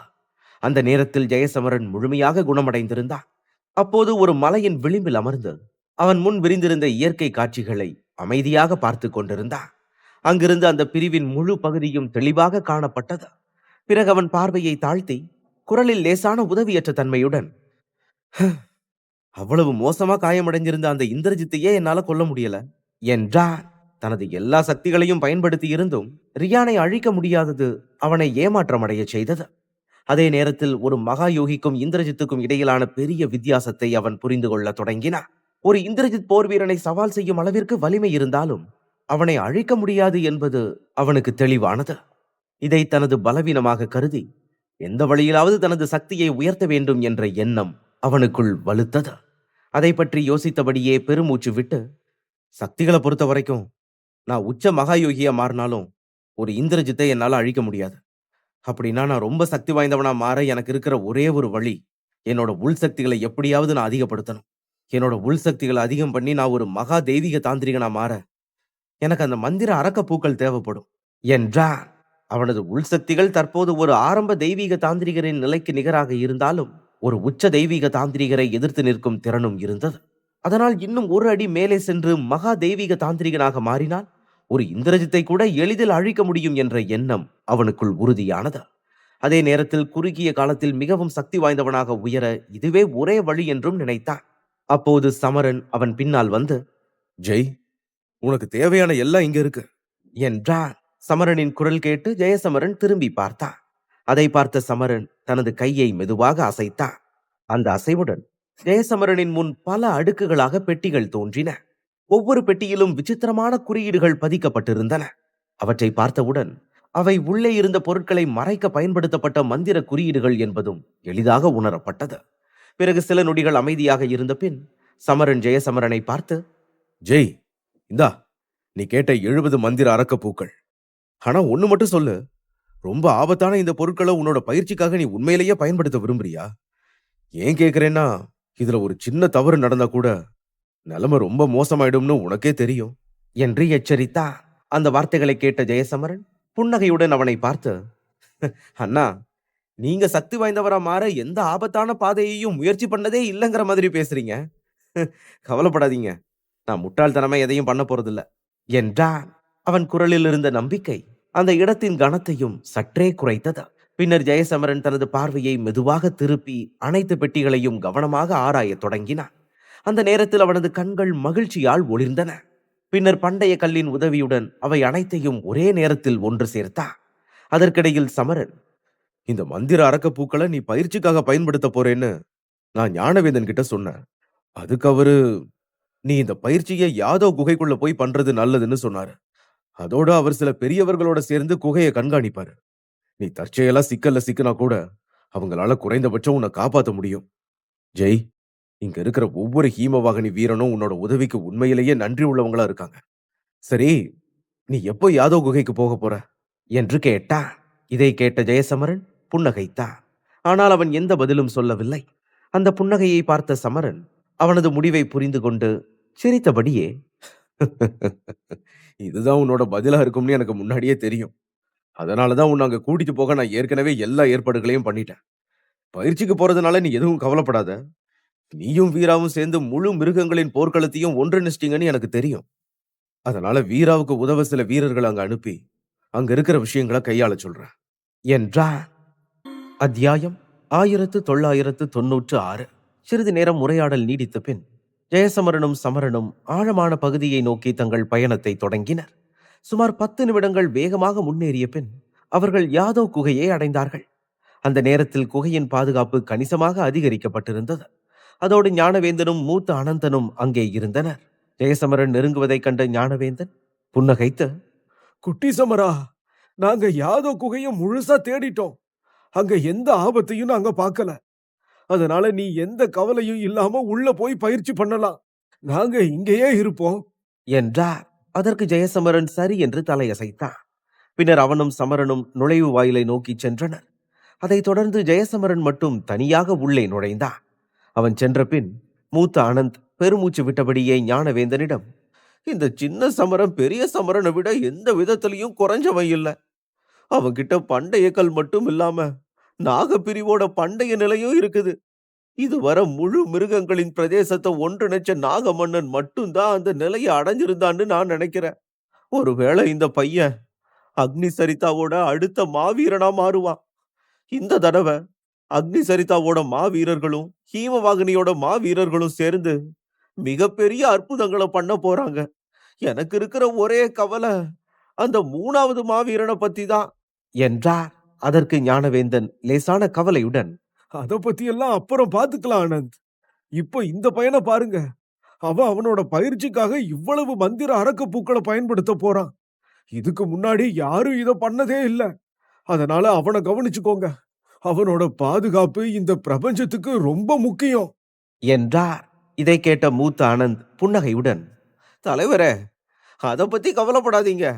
அவனை பாதுகாக்க ஒரு சிறந்த நபர் இந்த குகைக்குள்ள இருக்காரு. அவர் அங்க இருக்கிற வரைக்கும் அந்த பையனுக்கு எதுவும் நடக்காது என்றார். அந்த வார்த்தைகளுக்கு பின் ஞானவேந்தன் நிம்மதியாக கையை அசைத்தபடி அங்கிருந்து வெளியேறினார். அதே நேரத்தில் அனந்தனும் மற்ற வீரர்களும் குகையை சுற்றி பரவி கடுமையான விழிப்புணர்வுடன் நின்றனர். இதற்கிடையில் ஜெயசமரன் குகைக்குள் ஆழ்ந்த மூச்சை எடுத்து இருளுக்குள் முன்னேறினான். அதைத் தொடர்ந்து குகையின் நடுப்பகுதியை அடைந்ததும் மந்திர அரக்கப்பூக்களின் வாசனை அவனது மூச்சில் கலந்தது. அதை உணர்ந்த அவன் தாழ்ந்த குரலில், திவான், ஆரம்பிக்கலாம் என்றான். அந்த குரல் குகையில் எதிரொலித்த போது பண்டைய கல்லிலிருந்து வெள்ளை ஒளி மெதுவாக வெளிவந்தது. பிறகு அந்த ஒளி ஒன்றாக திரண்டு திவானின் ஆன்மாவாக உருவெடுத்தது. அதைத் தொடர்ந்து திவான் ஜெயசமரனை பார்த்து கவலையுடன், சமரா, இந்த கடினமான பயிற்சியை பண்றதுன்னு நீ முடிவு பண்ணிட்டியா என்று கேட்டான். அதற்கு ஜெயசமரன் புன்னகையுடன், சரி, ரொம்ப சக்தி வாய்ந்தவனா மாற எனக்கு வேற என்ன வழி இருக்குதுன்னு நீயே சொல்லு திவான் என்று கேட்டான். இதை சொல்லும் போது அவன் குரலில் பயத்தின் ஒரு சுவடு கூட இல்லை. ஏனெனில் பல ஆண்டுகளாக எண்ணற்ற ஆபத்துகளை எதிர்கொண்ட அனுபவம் அவனை அமைதியாக்கி இருந்தது. இன்று பின்வாங்கினால் மிகவும் சக்தி வாய்ந்த நிலையை அடைவதற்கான வாய்ப்பு அவனுக்கு கிடைக்காமல் போகலாம் என்ற உணர்வு அவன் மனதில் தெளிவாக இருந்தது. ஜெயசமரனின் பதில் கேட்டதும் திவான் பெருமூச்சு விட்டான். பிறகு அவன் கைகளை மெதுவாக அசைத்த போது அவன் உடலிலிருந்து பிரகாசமான ஒளி பெருகத் தொடங்கியது. அந்த ஒளி சுற்றிலும் பரவி முன்பு மறைந்திருந்த மந்திர அரக்கப்பூக்கள் ஒன்றன் பின் ஒன்றாக தெளிவாக தோன்றின. அதே நேரத்தில் பெட்டிகளுக்குள் இருந்த மற்ற பூக்களும் வெளிப்பட்டு வரிசையாக நின்றன. அவற்றின் எண்ணிக்கையை பார்த்த திவானின் முகத்தில் வழக்கமாக தெரியாத கவலை தெரிந்தது. பின்னர் அவன் மெதுவாக, சமரா, இங்க மொத்தம் 84 மந்திர அரக்கப்பூக்கள் இருக்குது. இதுல இருக்கிற ஒவ்வொரு மந்திர பூவும் எவ்வளவு சக்தி வாய்ந்ததுன்னு இந்நேரம் உனக்கே தெரிஞ்சிருக்கும்னு நான் நினைக்கிறேன். அதே மாதிரி இவ்வளவு பூக்கள் மொத்தமா ஒரே இடத்துல இருக்கிறது ஆபத்தான விஷயம். ஏன்னா இவ்வளவு பூக்கள் ஒண்ணு சேர்ந்து அதோட மந்திர நறுமணத்தை வெளியிட்டா இந்திரஜித் கூட ஒரு நொடியில உயிரிழந்துருவான். அதனால நீ ரொம்ப கவனமா இருக்கணும் என்று எச்சரித்தான். திவானின் வார்த்தைகளை ஜெயசமரன் அமைதியாக புரிந்து கொண்டு தலையசைத்தான்.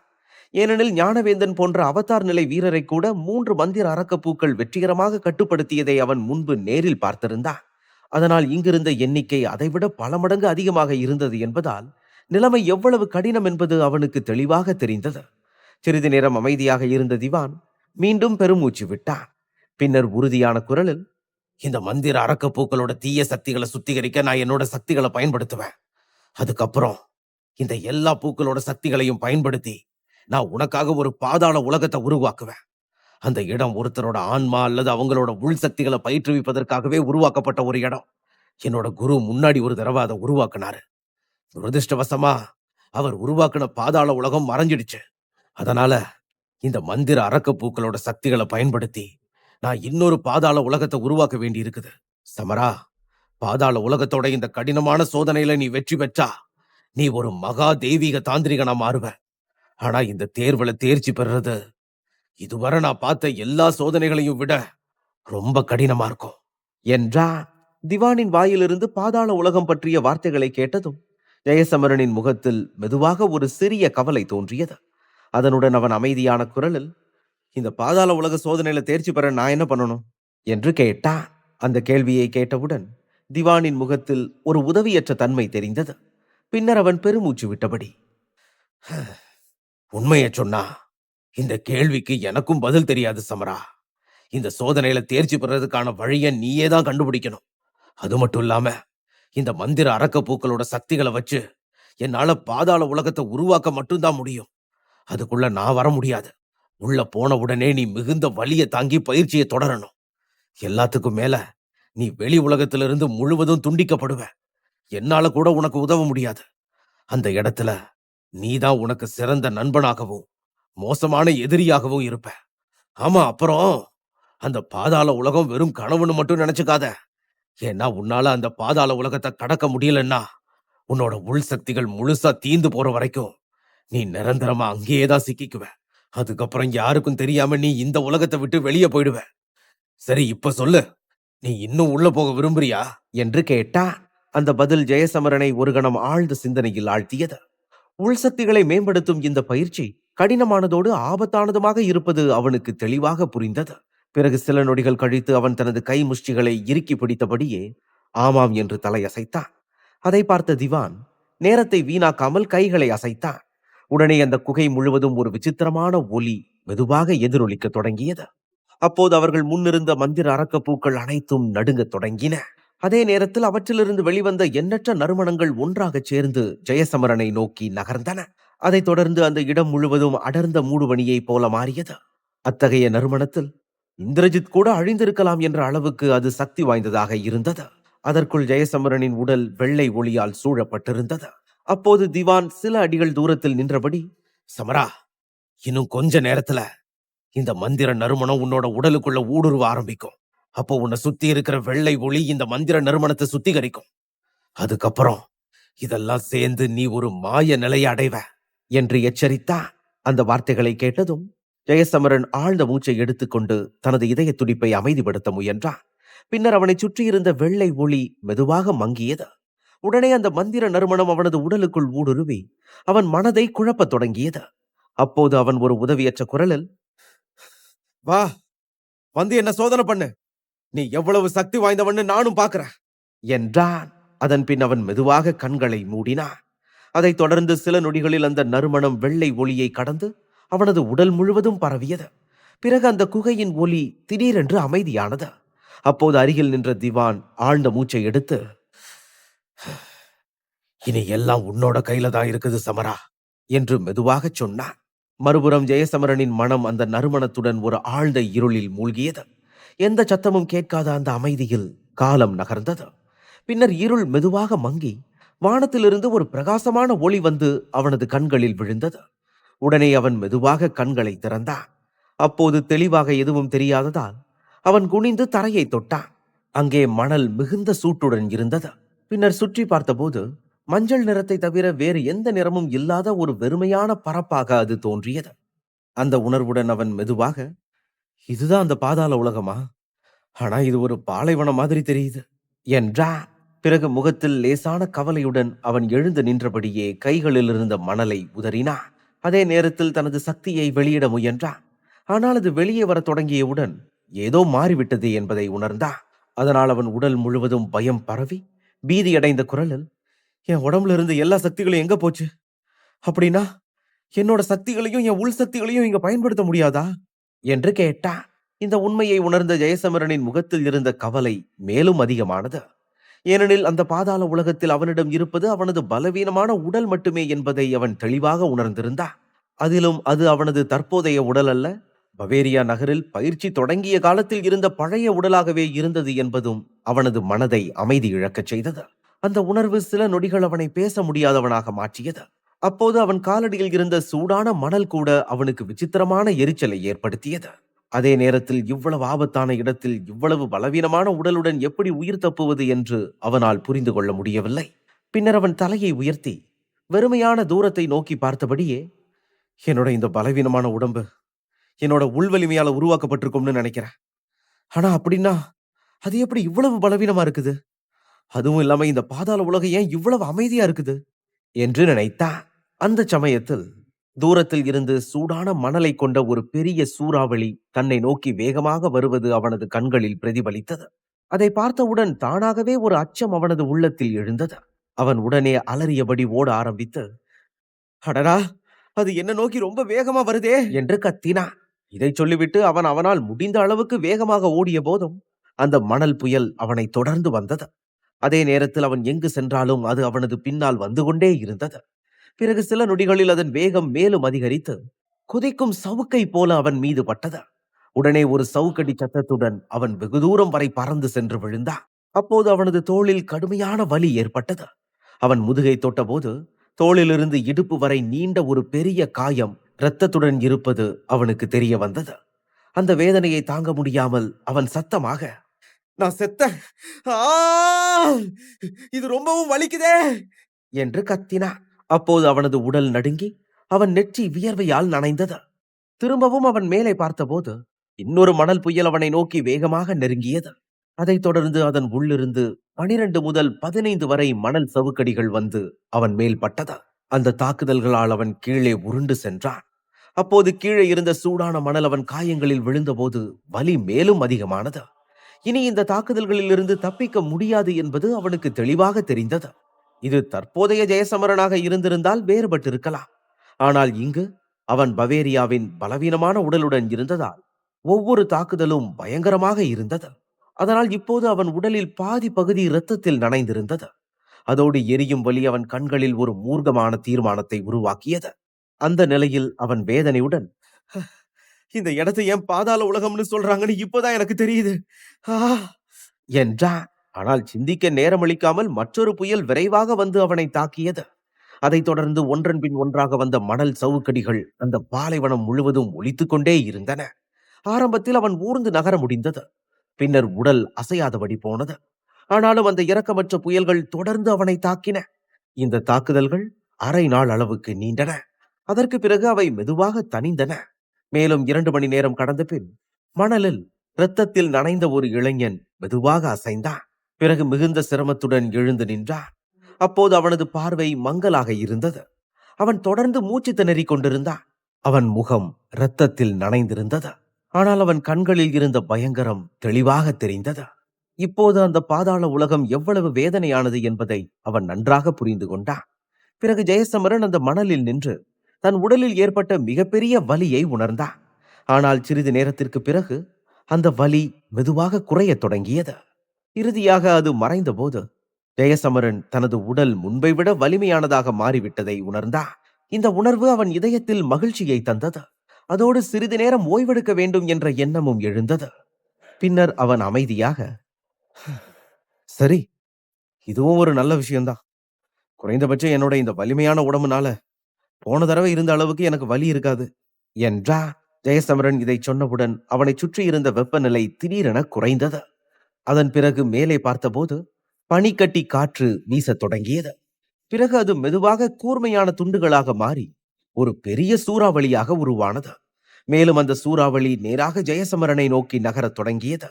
அது அவனை நோக்கி வந்ததை கண்டதும் அவன் பயம் கலந்த குரலில், இதோட நான் செத்தேன் என்று கத்தினான். அத்தியாயம் 1997. அடுத்த கணம் பனிக்கட்டி சூறாவளி ஜெயசமரனை தாக்கியது. அதைத் தொடர்ந்து உடல் முழுவதும் கூர்மையான பனிக்கட்டிகள் குத்தும் வலியை அவன் உணர்ந்தான். பிறகு சில நொடிகளில் அவன் அந்த பனிக்கட்டி சூறாவளிக்குள் மறைந்து போனான். அப்போது அவனது வலிமிகுந்த அலறல்கள் அவனுக்குள் இருந்து எதிரொலித்தன. ஆ என்று நீண்டு கொண்டே சென்றன. இதற்கு முன் கொதிக்கும் எரிமலை குழம்பை போன்ற மணல் சூறாவளி தாக்கியது. அதற்கு பிறகு அதைவிட குளிரான பனிக்கட்டி சூறாவளி வந்தது. இந்த இரண்டும் ஒன்றன் பின் ஒன்றாக மோதிய போது எவ்வளவு கடினமானவராக இருந்தாலும் அந்த அளவில்லாத வலி மரணத்தை வேண்டச் செய்யும் அளவிற்கு இருந்தது. ஆனால் இப்போது ஜெயசமரனுக்கு திரும்பிச் செல்ல வழியில்லை. காத்திருந்து இந்த தாக்குதல்களை தாங்குவது மட்டுமே அவனுக்கு இருந்த ஒரே வழி. இந்த பயிற்சி இரக்கமற்றது என்பது முதல் நாளிலேயே அவனுக்கு புரிந்திருந்தது. அதே நேரத்தில் மகா தெய்வீக தாந்திரிகராக மாறுவது எளிதானதாக இருந்திருந்தால் உலகில் சிலரே அந்த நிலையை அடைந்திருக்க முடியாது என்பதும் அவன் மனதில் உறுதியானது. காலம் நகர்ந்தபோது மஞ்சள் மணலால் மூடப்பட்டிருந்த நிலம் மெதுவாக வெள்ளை பனியால் மூடப்பட்டது. அந்த இடத்தில் காற்று கூட உறைந்தது போல அமைதியாக இருந்தது. அந்த வெண்மையான நிலத்தில் ஜெயசமரன் நடுங்கிக் கொண்டிருந்தான். அவனைச் சுற்றி பனி மெதுவாக விழுந்து கொண்டே இருந்தது. அந்த நேரத்தில் அவன் உடல் விசித்திரமான நீல நிறமாக மாறியிருந்தது. அப்போது அவன் உடல் முழுவதும் உறைந்தது போல தோன்றியது. அதிலிருந்த எண்ணற்ற காயங்களும் பனிக்கட்டி போல உறைந்து கிடந்தன. நாள் முழுவதும் அசையாமல் இருந்ததால் அவன் ஒரு பிணம் போல தோன்றினான். சிறிது நேரம் கழித்து வானத்திலிருந்து விழுந்த பனி மெதுவாக மறையத் தொடங்கியது. அதனுடன் சுழன்ற பனிக்கட்டி காற்றும் தணிந்தது. அந்த பனியின் உணர்வு குறைந்தவுடன் அவன் உடல் மெதுவாக நடுங்கத் தொடங்கியது. பிறகு அந்த நடுக்கம் மேலும் தீவிரமானது. அப்போது கைமுஷ்டிகளை இறுக்கி பற்றி கொண்டு உடலில் இருந்த காயங்களை பார்த்தான். அவை மீண்டும் சிவப்பாக மாறின. அடுத்த கணம் அந்த காயங்களிலிருந்து இரத்தம் வழியத் தொடங்கியது. அதைத் தொடர்ந்து மீண்டும் ஒரு முறை அவன் உடல் முழுவதும் இரத்தத்தில் நனைந்தது. அதே நேரத்தில் நீண்ட நாட்களாக அடக்கப்பட்டிருந்த வேதனையான அழுகை அந்த வெறுமையான இடத்தில் எதிரொலித்தது. இறுதியில் ஜெயசமரன் முழங்காலில் விழுந்து தலையை தரையில் வைக்க தொடங்கினான். இதுவரை பனியால் மறத்திருந்ததால் அவனால் எதையும் உணர முடியவில்லை. ஆனால் இப்போது எல்லாவற்றையும் தெளிவாக உணர முடிந்தது. அவன் முதலில் உணர்ந்தது கடுமையான வலி மட்டுமே. அந்த வலி சுமார் 1 மணி நேரம் நீடித்தது. அதன் பிறகு அவன் சோர்வாக தரையில் சரிந்தான். அப்போது ஒரு விரலை கூட அசைக்க முடியாத அளவுக்கு அவன் பலவீனமாக இருந்தான். இவ்வாறு 2 மாதங்கள் அந்த பாதாள உலகில் கழிந்தன. கிட்டத்தட்ட ஒவ்வொரு நாளும் வலியுடன் முடிந்தது. ஒவ்வொரு முறையும் மரணம் அருகில் இருப்பது போல தோன்றினாலும் எப்படியோ உயிர் பிழைத்தான். இறுதியில் வாயை திறந்து மெதுவாக, இந்த பாதாள உலகம் என்று சொல்வதற்கு மட்டுமே சக்தி இருந்தது. அதன் பின்னர் மெதுவாக தனது பார்வையை உயர்த்தி பார்த்தான். பாதாள உலகில் வரும் சோதனைகள் ஒவ்வொரு கட்டத்திலும் இன்னும் கடினமாகிக் கொண்டே போகும் என்பதை அவன் அறிந்திருந்தான். அதனால் அடுத்து வரும் சோதனை மிக கடினமானதாக இருக்கும் என்ற உணர்வு அவனுக்குள் இருந்தது. இருந்தாலும் ஒரு நாள் இந்த பாதாள உலகத்திலிருந்து தப்பித்து வெளியேறுவேன் என்ற நம்பிக்கை அவனுக்குள் உறுதியாக இருந்தது. அதே நேரத்தில் பற்களை கடித்தபடி வானத்தை நோக்கி பார்த்தான். பின்னர் எழுந்து நிற்க முயன்ற போது உடல் பெரிதும் தடுமாறியது. இருந்தாலும் அந்த நிலையிலும் அவன் முன்னே நகர்ந்து கொண்டே இருந்தான்.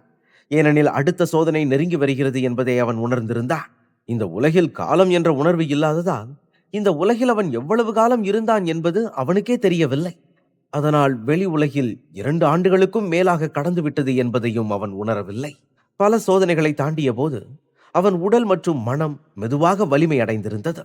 மீண்டும் அவன் முன் மஞ்சள் மணல் பாலைவனம் விரிந்தது.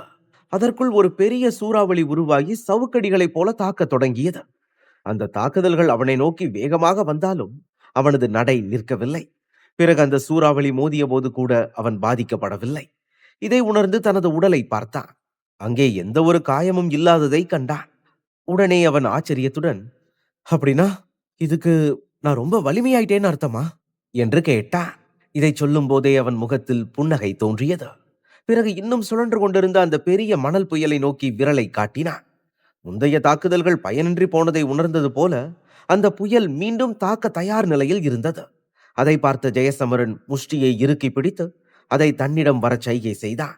அவன் சவாலை கண்டதும் சூறாவளி மேலும் கொந்தளித்து அவனை நோக்கி வேகமாக முன்னேறியது.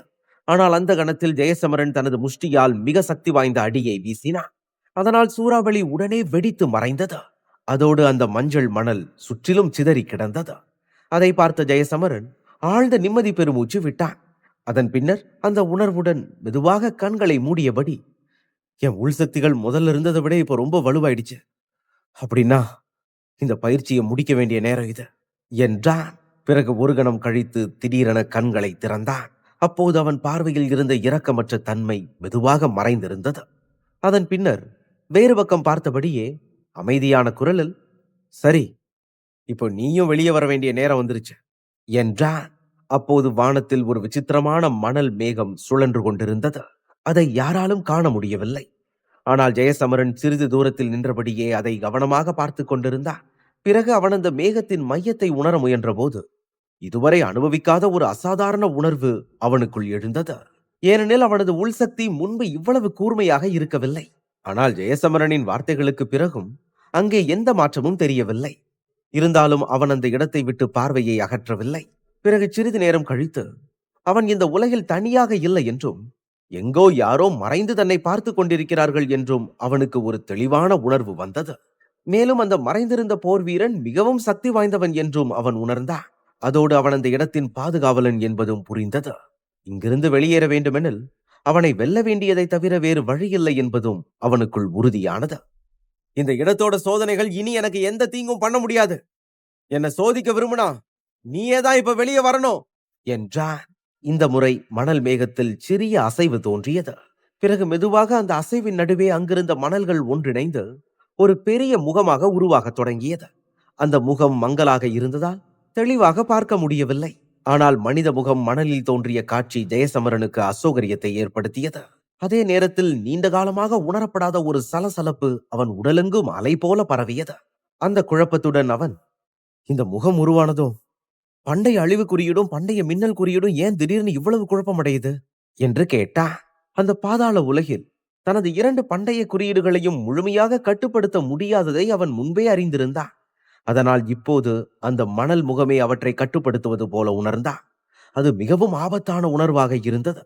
இவற்றையெல்லாம் உணர்ந்தபோது ஜெயசமரனின் முகத்தில் இருந்த பதட்டம் மேலும் அதிகமானது. ஆனால் அவன் தொடர்ந்து அந்த மணல் முகத்தையே கவனமாக பார்த்து கொண்டிருந்தான். அப்போது இதுவரை அவன் அனுபவிக்காத அளவுக்கு பயம் உள்ளத்தில் எழுந்தது. இருளின் மன்னனை எதிர்கொண்ட போதும் இவ்வளவு ஆபத்தை அவன் உணரவில்லை. அப்போது வானத்தில் உருவான மணல் முகம் அதன் பண்டைய எதிரொலிக்கும் குரலில், எனக்கு அப்புறம் பாதாள உலகத்தை உருவாக்க கூடியவங்க இந்த உலகத்துல வேற யாராவது இருக்காங்களா என்று கேட்டதா. இதை கேட்டதும் ஜெயசமரனின் முகம் மாறியது. அவன் உடனே திகைத்து போய் ஒரு அடி பின் வாங்கினான். பிறகு ஏதோ ஒன்றை உணர்ந்தவனாய் நடுங்கும் குரலில், நீங்க தான் குறியீடுகளின் மூதாதையரா என்று கேட்டா. ஏனெனில் குறியீடுகளின் மூதாதையர் மட்டுமே பாதாள உலகத்தை உருவாக்க முடியும் என்பதை அவன் முன்பே அறிந்திருந்தான். அதனால் தன் முன் நிற்பது பண்டைய காலத்தின் மிக சக்தி வாய்ந்த போர் வீரரின் ஒரு அங்கமாக இருக்க வேண்டும் என்ற எண்ணம் அவனுக்குள் எழுந்தது. அவன் வார்த்தைகளை கேட்ட மணல் முகம் சிரித்தபடியே, குறியீடுகளின் மூதாதையரா? அந்த பெயரை கேட்டு ரொம்ப நாளாச்சு. நான் இந்த உலகத்தோட ஒரு சின்ன பகுதிதான். குறியீடுகளின் மூதாதையர் பாதாள உலகத்தை உருவாக்குனதுல இருந்து வேற யார் ஒரு பாதாள உலகத்தை உருவாக்குனாலோ நான் அந்த உலகத்துல தோன்றுவேன். அதுவும் இல்லாம நான் தான் இந்த உலகத்தோட கடைசி சோதனையும் கூட. அதனால இங்கிருந்து யாராவது வெளியே போக விரும்புனா என்ன தோற்கடிக்கணும் என்றதா. இதை கேட்டதும் ஜெயசமரனின் பதட்டம் மேலும் அதிகரித்தது. அவன் உடனே ஒரு தயக்கத்துடன், உன்னை தோற்கடிக்கணுமா என்று கேட்டான். தன் முன் இருப்பது ஒரு சிறிய பகுதி மட்டுமே என்றாலும் அது பண்டைய காலத்தின் மிக வலிமையான போர் வீரனுடைய சக்தி என்பதை அவன் உணர்ந்திருந்தான்.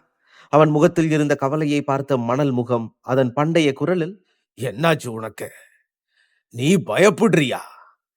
ரொம்ப வருடங்களா உன்னோட பயிற்சியை நான் பார்த்துட்டு தான் இருக்கேன். நீ அவ்வளவு எளிதா பயப்படுறவன் மாதிரி தெரியல. இப்போ உனக்கு என்ன பிரச்சனை என்று கேட்டது. அந்த வார்த்தைகளை கேட்ட ஜெயசமரன் ஆழ்ந்த மூச்சை இழுத்து தன்னை அமைதிப்படுத்த முயன்றான். பிறகு தனக்குள்ளேயே, சமரா, உன்னை கொஞ்சம் கட்டுப்படுத்திக்கோ, ஒன்னும் பிரச்சனை இல்ல, பாத்துக்கலாம் என்றான். இந்த உலகிலிருந்து வெளியேற வேண்டுமெனில் இந்த சோதனையை ஏற்க வேண்டியதை தவிர வேறு வழி இல்லை என்பதை அவன் தெளிவாக உணர்ந்தான். அதன் பிறகு கைகளை கூப்பி சவாலை ஏற்றுக்கொண்டு, மூத்தவரே, இறுதி சோதனையை தொடங்குங்க என்றான். அவன் இதை சொன்னவுடனே அந்த முழு பகுதியும் கடுமையாக நடுங்கத் தொடங்கியது. பிறகு தரை மெதுவாக தணிந்து கீழிறங்கிய போது கொதிக்கும் சிவப்பு எரிமலை கடல் மேலெழுந்தது. அதைத் தொடர்ந்து சில நிமிடங்களுக்குள் அந்த பாலைவனம் முழுவதும் எரிமலை குழம்பால் நிரம்பிய உலகமாக மாறியது. அந்த நேரத்தில் ஜெயசமரன் காற்றில் மிதந்தபடியே சுற்றிலும் பரவிய கொதிக்கும் எரிமலை காட்சியை கண்டான். அப்போது அந்த இடத்தின் வெப்பம் நம்ப முடியாத அளவிற்கு அதிகமாக இருந்தது. மேலும் திடீரென ஆயிரக்கணக்கான அடி உயர எரிமலை நீரூற்றுகள் வெடித்து எழுந்தன. அவை பார்க்க மந்திர உயிரினங்களைப் போல தோன்றின. அப்போது அவற்றின் உடலிலிருந்து ஆழமான சிவப்பு ஒளி பாய்ந்தது. சில நிமிடங்கள் நகர்ந்தபோது அந்த எரிமலை குழம்பு திடப்படத் தொடங்கியது. அதனுடன் அந்த உயிரினங்களும் உறைந்து உருவம் பெற்றன. பிறகு அவைகளின் ஒளிரும் சிவப்பு கண்கள் ஜெயசமரனை நோக்கி திரும்பின. பின்னர் அவை அனைத்தும் ஒன்றாக இணைந்து பல மடங்கு பெரிய உருவமாக மாறின.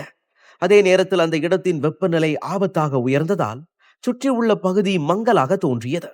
அப்போது எரிமலையிலிருந்து உருவான அந்த மாபெரும் மந்திர மிருகம் ஆயிரக்கணக்கான அடி உயரத்தில் இருந்தது. அதை பார்த்தவுடன் ஜெயசமரனின் உடலெங்கும் விசித்திரமான வலி பரவியது. அதோடு அவன் இதுவரை சந்தித்த எந்த சோதனையையும் விட இது கடினமானதாக இருக்கும் என்ற உணர்வு அவனுக்குள் உறுதியானது. அதற்கு பிறகு அந்த மிருகம் தனது உடலிலிருந்து எரிமலை குழம்புகளை அவிழ்த்து எல்லா திசைகளிலிருந்தும் தாக்கத் தொடங்கியது.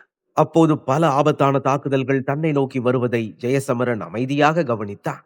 ஒரு கணம் கழித்து அவன் கையை உயர்த்திய போது வெள்ளி நிற ஒளி வெளிப்பட்டது. அது காலப்போக்கில் அவன் பெற்ற உள்சக்தியாக இருந்தது. அந்த உள்சக்தியின் உதவியுடன் அவன் முன்வந்த எரிமலை தாக்குதல்களை எதிர்கொண்டான்.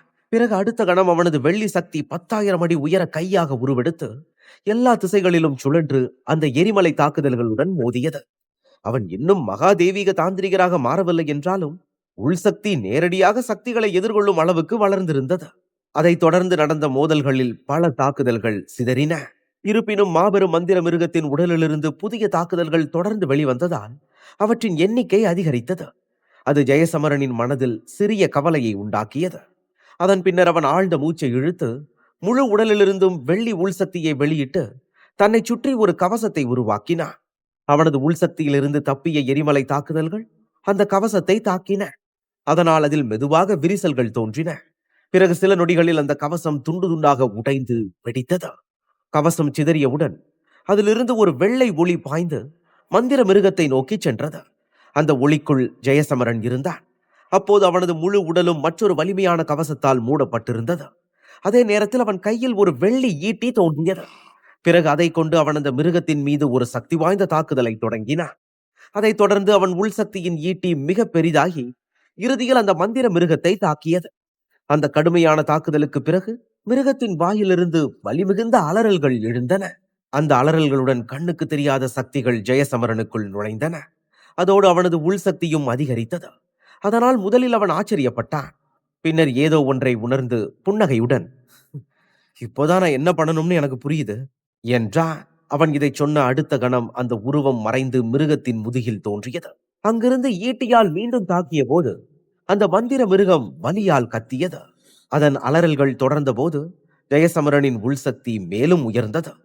இந்த போராட்டம் அரை நாள் நீடித்தது. இறுதியில் அந்த மிருகம் மிகவும் மோசமாக காயமடைந்தது.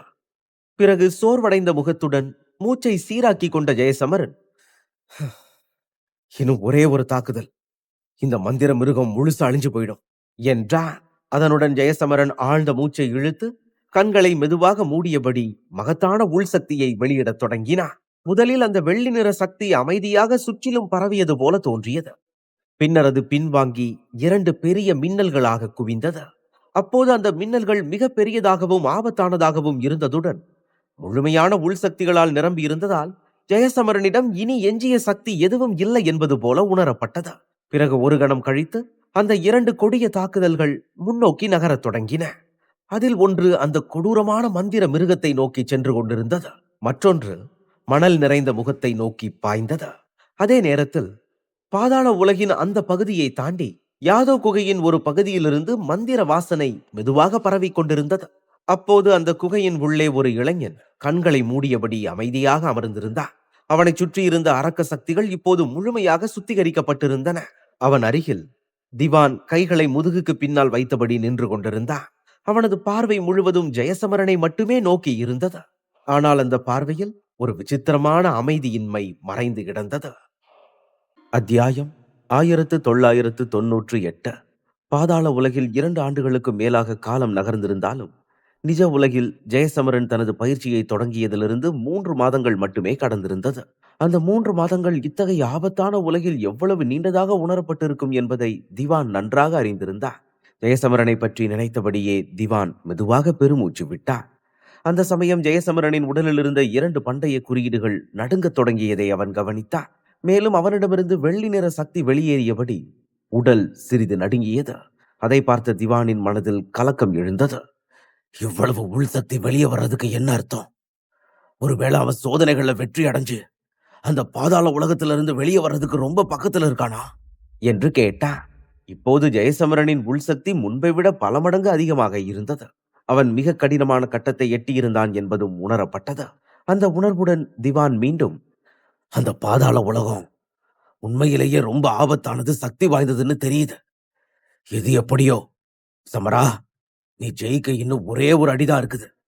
எப்படியாச்சும் அதை வெற்றிகரமா கடந்துடு என்றான். ஆனால் காலம் மெதுவாக நகர்ந்த போது கிட்டத்தட்ட 1 மணி நேர போராட்டத்திற்கு பிறகு திவானின் பதட்டமான பார்வையில் ஜெயசமரனின் உள்சக்தி குறைந்து கொண்டிருந்தது. அதை பார்க்கும்போது குறியீடுகளின் மூதாதையரின் சோதனையை எதிர்த்து அவன் மிக அதிக சக்தியை செலவிட்டிருந்தான் என்பது தெளிவாக தெரிந்தது. அதே நேரத்தில் இன்னும் சிறிது நேரம் சென்றால் அவனது உள்சக்தி முழுமையாக தீர்ந்து தோல்வி அடைவான் என்ற பயம் திவானின் முகத்தில் வெளிப்பட்டது. அடுத்த கணம் ஜெயசமரனிடமிருந்து வெளிவந்த சக்தி முழுவதுமாக மறைந்தது. அந்த காட்சியை பார்த்த திவான் கலங்கிய போது திடீரென்று அவனது கண்களில் ஆச்சரியம் தோன்றியது.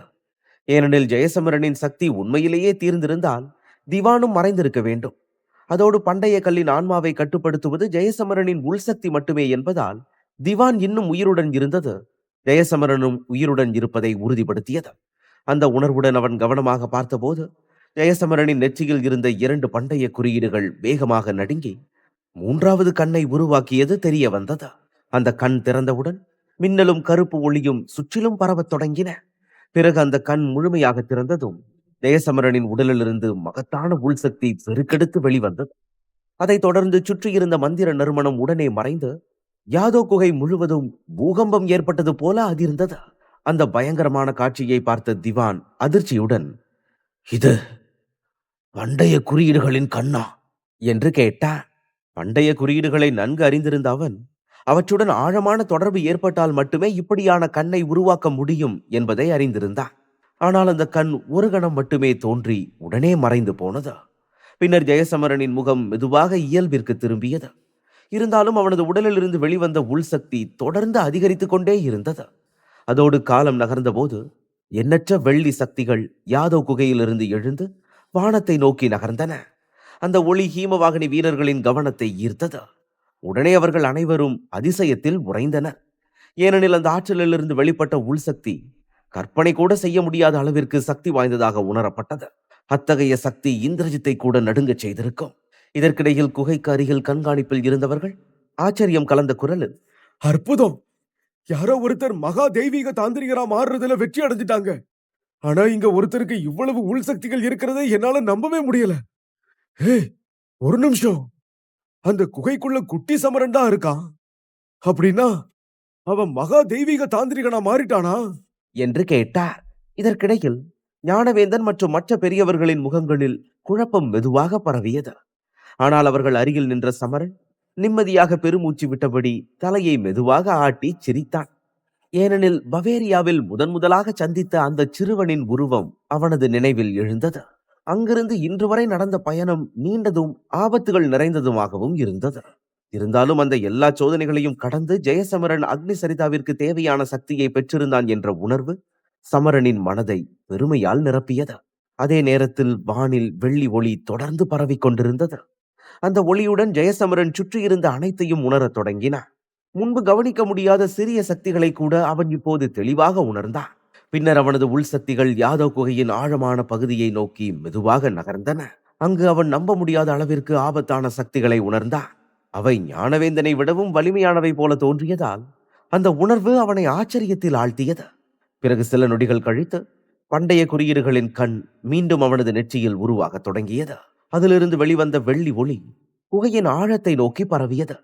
அந்த நொடியில் அங்கிருந்த இருள் மெதுவாக மறைந்தது. அதைத் தொடர்ந்து ஜெயசமரன் அவனது உள் சக்திகளை பயன்படுத்தி உள்ளே பார்க்க தொடங்கினான். அப்போது அந்த ஆழத்தில் ஒரு மெலிந்த எலும்புக்கூடு போன்ற உருவம் அமர்ந்திருப்பது தெரிந்தது.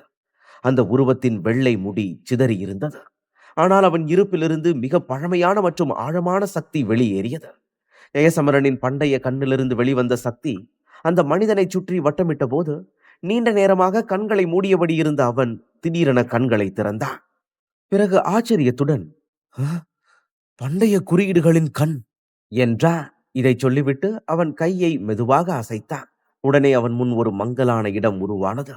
அந்த மங்கலான வெளி தோன்றியவுடன் ஜெயசமரனின் உள்சக்தி உடனடியாக திரும்ப அவனது உடலுக்குள் சென்றது.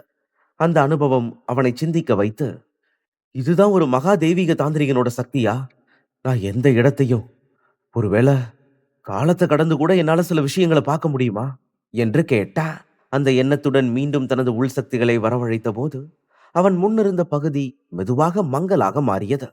அந்த மங்கலான வெளி வழியாக அவனது சக்தி ஊடுருவி பழமையானது போல தோன்றிய ஒரு அறியப்படாத இடத்தை அடைந்தது.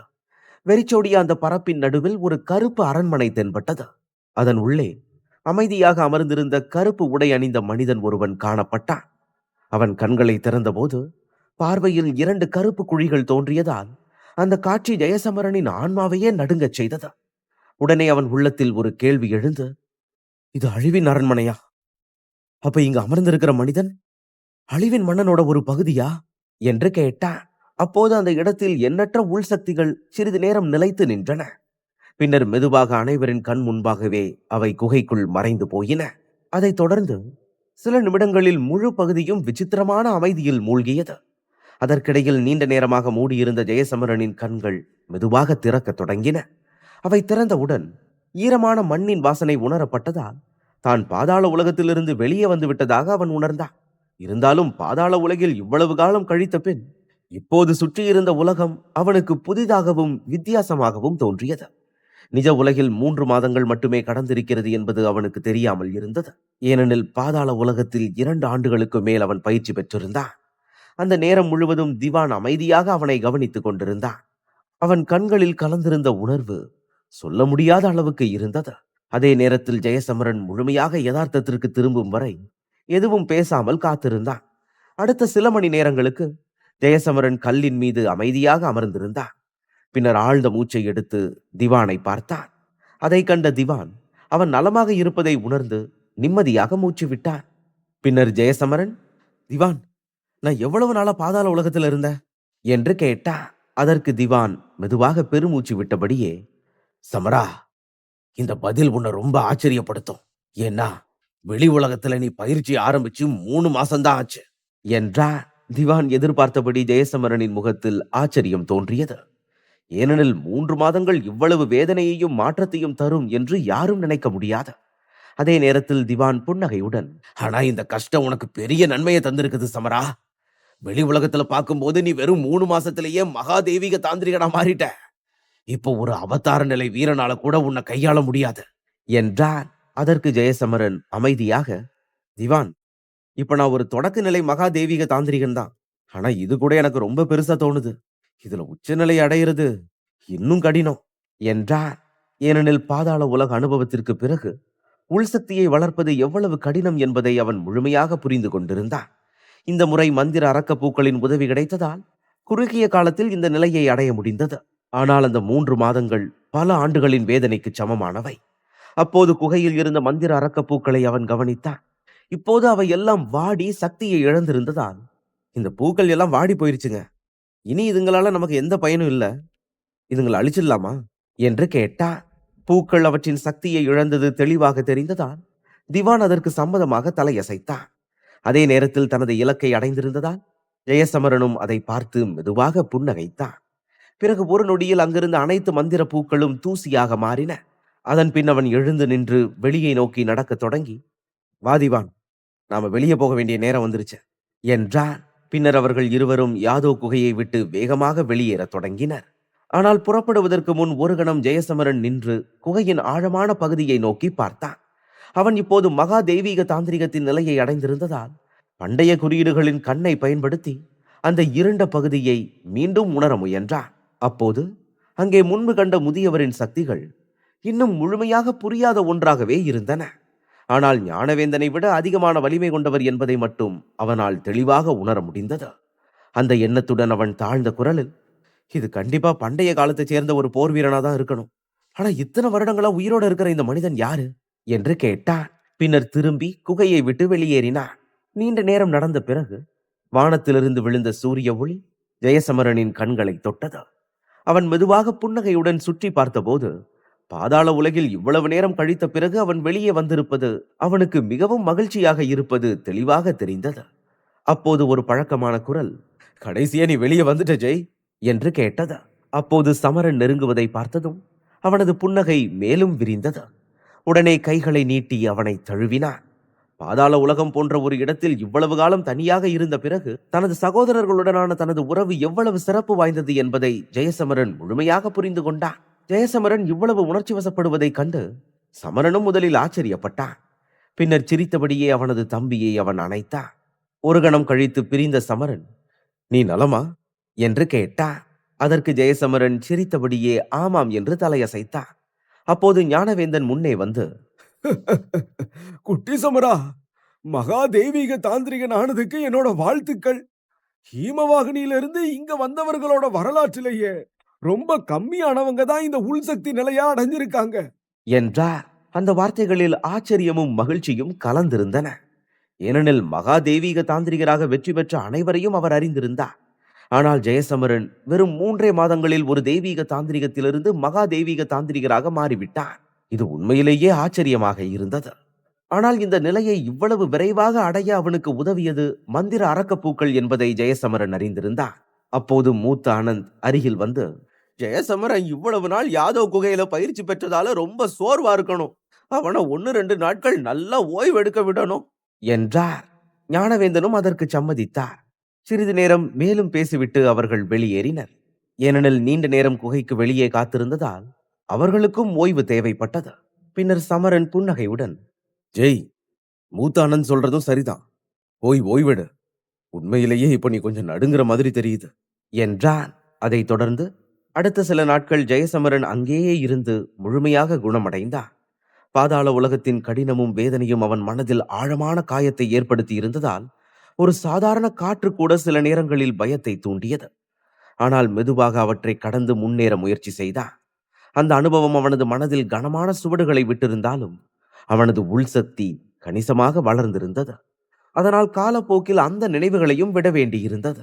சில காலம் கழித்து ஒரு மலையின் விளிம்பில் அமர்ந்து அசையும் மரங்களை அமைதியாக பார்த்து கொண்டிருந்தான்.